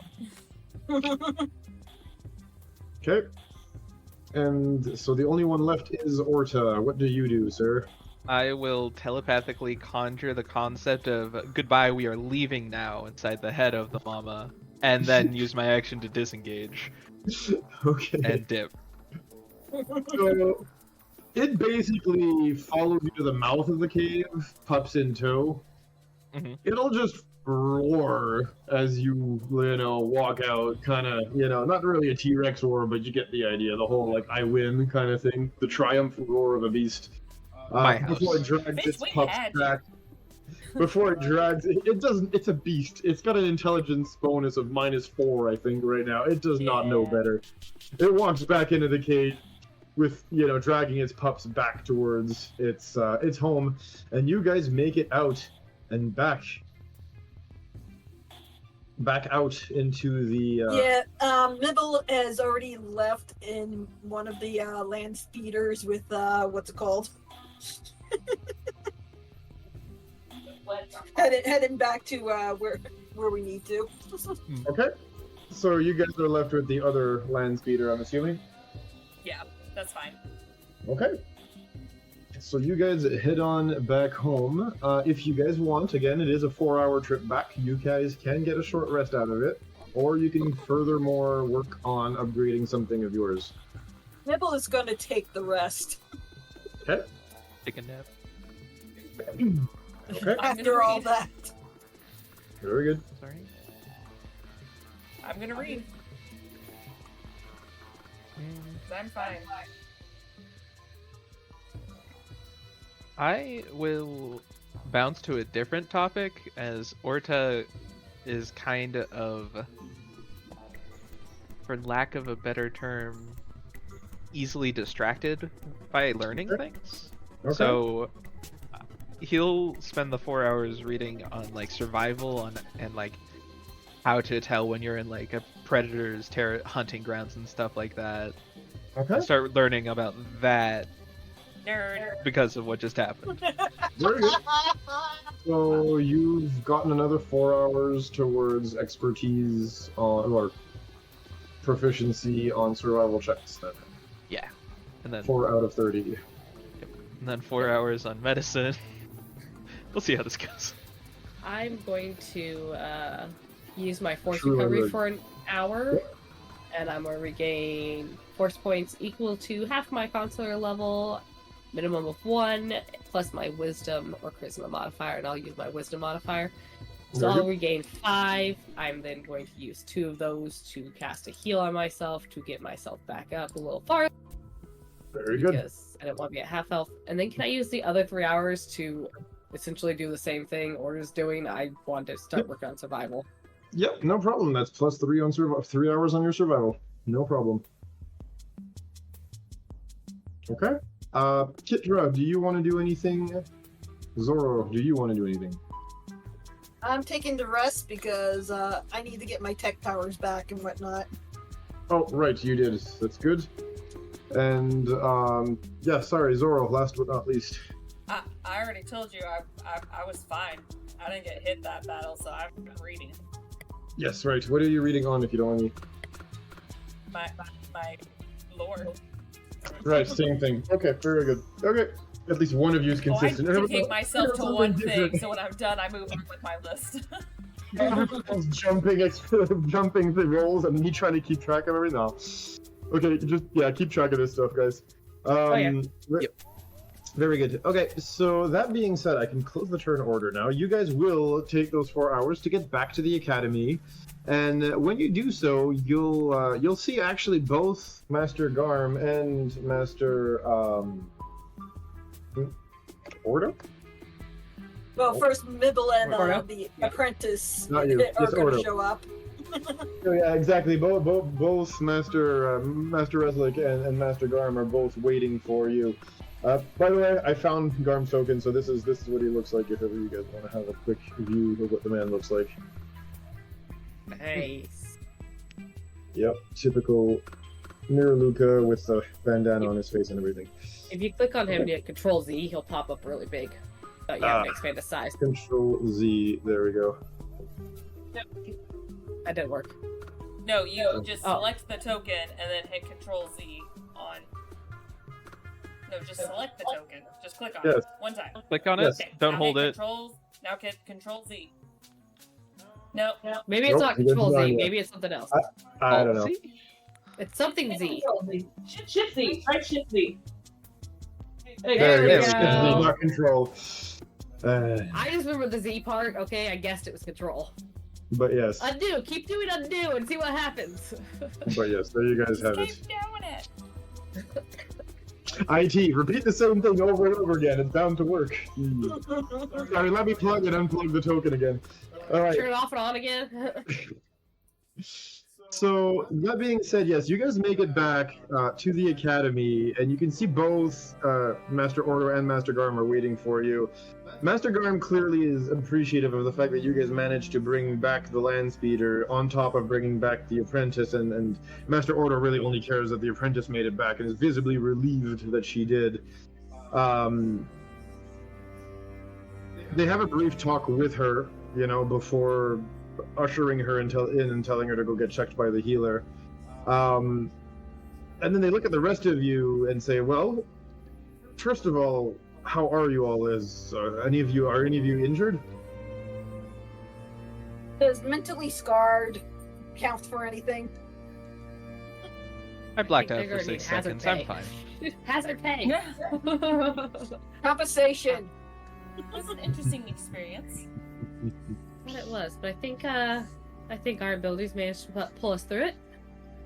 So they both smile, look at each other, turn their heads in each other's directions, because let's be real, the Miraluka can't exactly physically look at Master Ordo, but they do look at each other, and then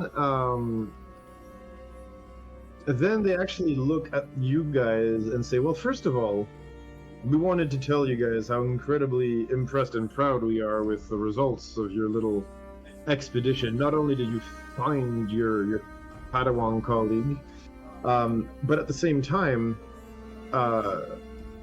we were told you did not kill the Krathhounds that lived in the cave, and helped Padawan Bonti here find her actual Kyber crystal and successfully harvest it. She did Or the at hard least work. safely She do had so. to get in there and get it done. Yes, Fight the dangers. yes, she did. But you were only supposed to bring them back, and you took upon yourselves to actually help her do what she had to do with no prodding or no asking. That's Why not help somebody? It was the right thing to do. They're both smiling at you guys, and it's like proud parental hens just looking at the chicks, going, "Ah, they grew up so fast." Middle is still like slouched in the land speeder and like waving his hand. Yeah, job well done. show the patch Okay. all around. Thanks, do. Can I get back to my work? Yep. So, that having been done, Garm gruffly says, "Well, I see you guys brought me back the speeder, and in pretty damn good condition, too. That'll save me on some time."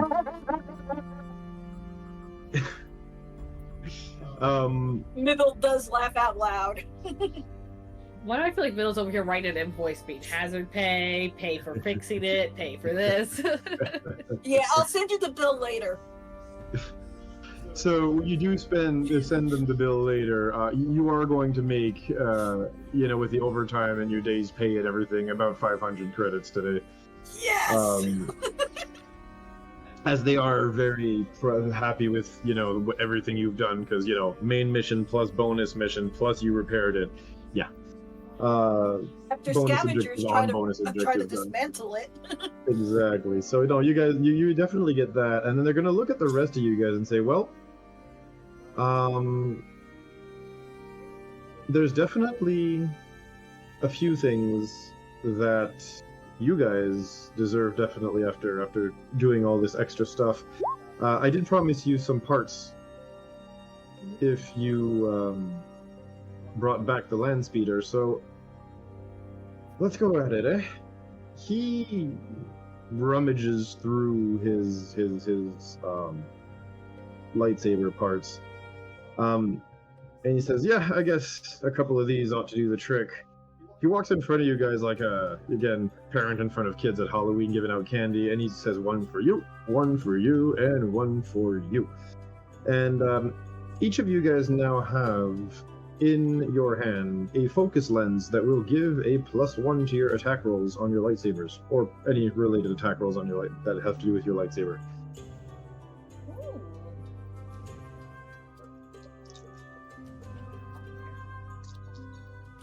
Just attack, not damage, right? No, just attack.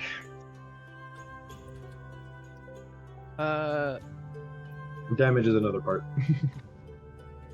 Orta is gonna go ahead and Mhm. bow, clearly very grateful for the gift, but he'll go to the person that we ended up just helped with getting the crystal. Yep. And sort of offer them the lens and be like, you will be able to put this to better use than me.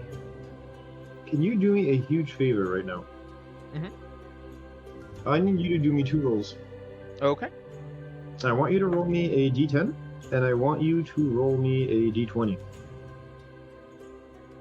Okay. D10. That's it. That's the hundreds on the D10. And a D20. It was so close to a 20, and then it just flops to a 2. And then the D10 was a 5.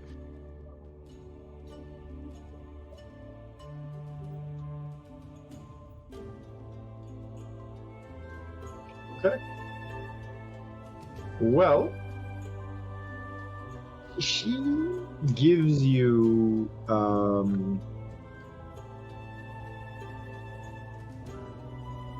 she like gives you a very grateful smile, kind of returns the bow, takes the part, smiles at you, and walks off with a thanks. You can hear that she's really grateful in her voice. For sure.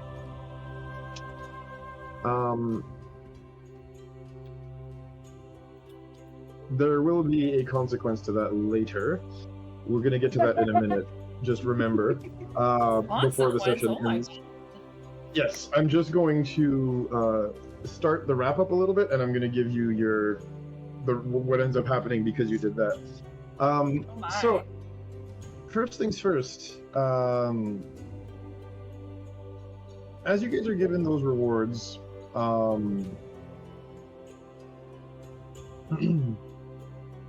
Master Ordo here, Master Reslik, is gonna look at you guys and say, you know what? After the work you guys have done today and how late it is right now, how about you two guys take the rest of the day off, have some fun, rest up a little bit. You think I can take a day off? I'm sure you can take the rest of the day off without it being a national catastrophe. Nibble. I'm sure Master Garm here will be more than happy to pick up some of your duties for the rest of the evening. Garm starts shrinking. Garm, like, oh no. Garm turns to like Ordo, like, really? Like, really, dude? Going into the bus like that? Like, he kind of gives him that look, but says Awkward. nothing, you know? As the council member has spoken. But yes, you guys are on. You just muted yourself. Wow, I misclicked. So he even looks at you guys and says, "I even asked the cafeteria, the master tending the cafeteria, to stay behind and make sure you guys had a warm meal waiting for you when you came home, when you came back to the temple. So by all means, Wow. feel free to eat. Thank you again so much for saving my Padawan, and I'd be more than happy to have a little chat with the rest of you in the morning. But I think for tonight, everybody's done a great job. Please rest up, take care of yourselves, have some food, and we'll follow up in the morning." Indeed. Sounds good. That's very generous of you. Thank you. As she gives a small bow. Hearing that someone's going to be picking up his work, Nibble does have a little bit of a slight smile as he's leaving. But he wonders what's going to be waiting for him on the next day. Someone's gonna pick up your work, but how good a job they gonna do? How Yeah, much are you gonna have to redo? yeah. So, when you guys finish up your day and such, Tiger, Mhm. you're gonna get back to your room or your cell at the end of the day. Oh. And when you do so, you are going to find on your bed a small package wrapped up that is sitting there. Furrow my brow? I don't have a brow. There's nothing there. The equivalent of a confused face for a Drathos crosses my visage as I sort of lean in and open the package. When you do, a small hollow copy of Aaliyah Bonte appears, and she says, with a little mischievous smirk on her face that's quite uncharacteristic for what most people know of her, she says, no good deed goes unpunished. Getting punched? What? I tried to get two, but the harvest of one of them went a little off. But if you can do something with it, it is yours. And inside of it, you will see a kyber crystal. And that's the roll you did earlier. As the color of that kyber crystal is, drumroll please, it is amethyst, purple colored. Yeah. And it is slightly different than just a pure purple blade. Because the harvest was a little off, it does have the purple glow, but the center part of the beam is going to be slightly dull. So it's a bit like a two-tone purple, if that makes any sense. Even better. Well, that's cool. It's gonna be really weird lighting this. As it was a little, rushed, if you can say, when they harvested it, for obvious reasons. She tried to get two, and one of them failed. That's why it took so long. And so with that, the first day that we have all spent together on Datuine will come to a close. As I do believe it has been 4 hours, and it will be the end of today's session. I do thank you all for coming to the first session of Tales of the Outer Rim. There we go. Yes, TOTOR. I keep thinking TOTOR. TOTOR. Yeah, TOTOR. So yeah, thanks for coming to the first session of Tales of the Old Republic. We will resume our adventures in 2 weeks from now, same day, same time. And I think, Zoro, you want to talk about the other shows and all that, right? Yeah, I can do that if you take over. You know, you know them better than I do right now.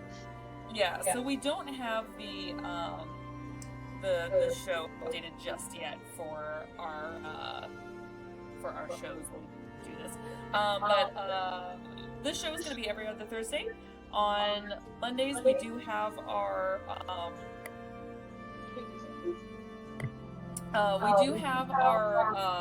Tricorn Isles game, which is a kind of pirate high seas sort of adventure.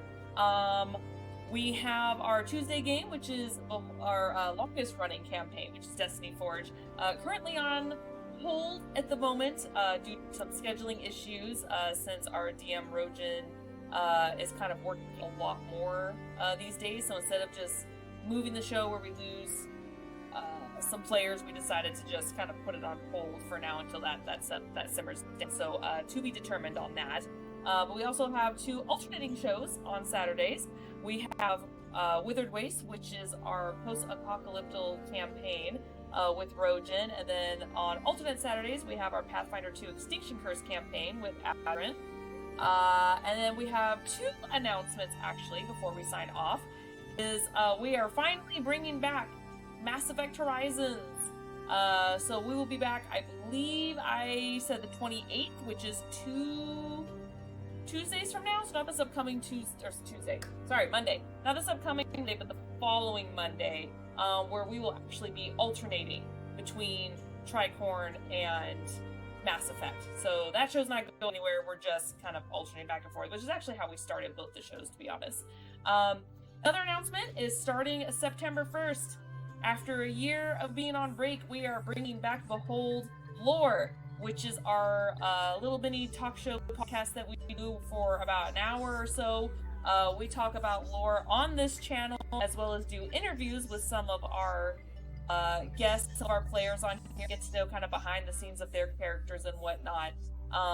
We don't know what the topic is. We don't know if we're having a guest yet for this one as we jump started again.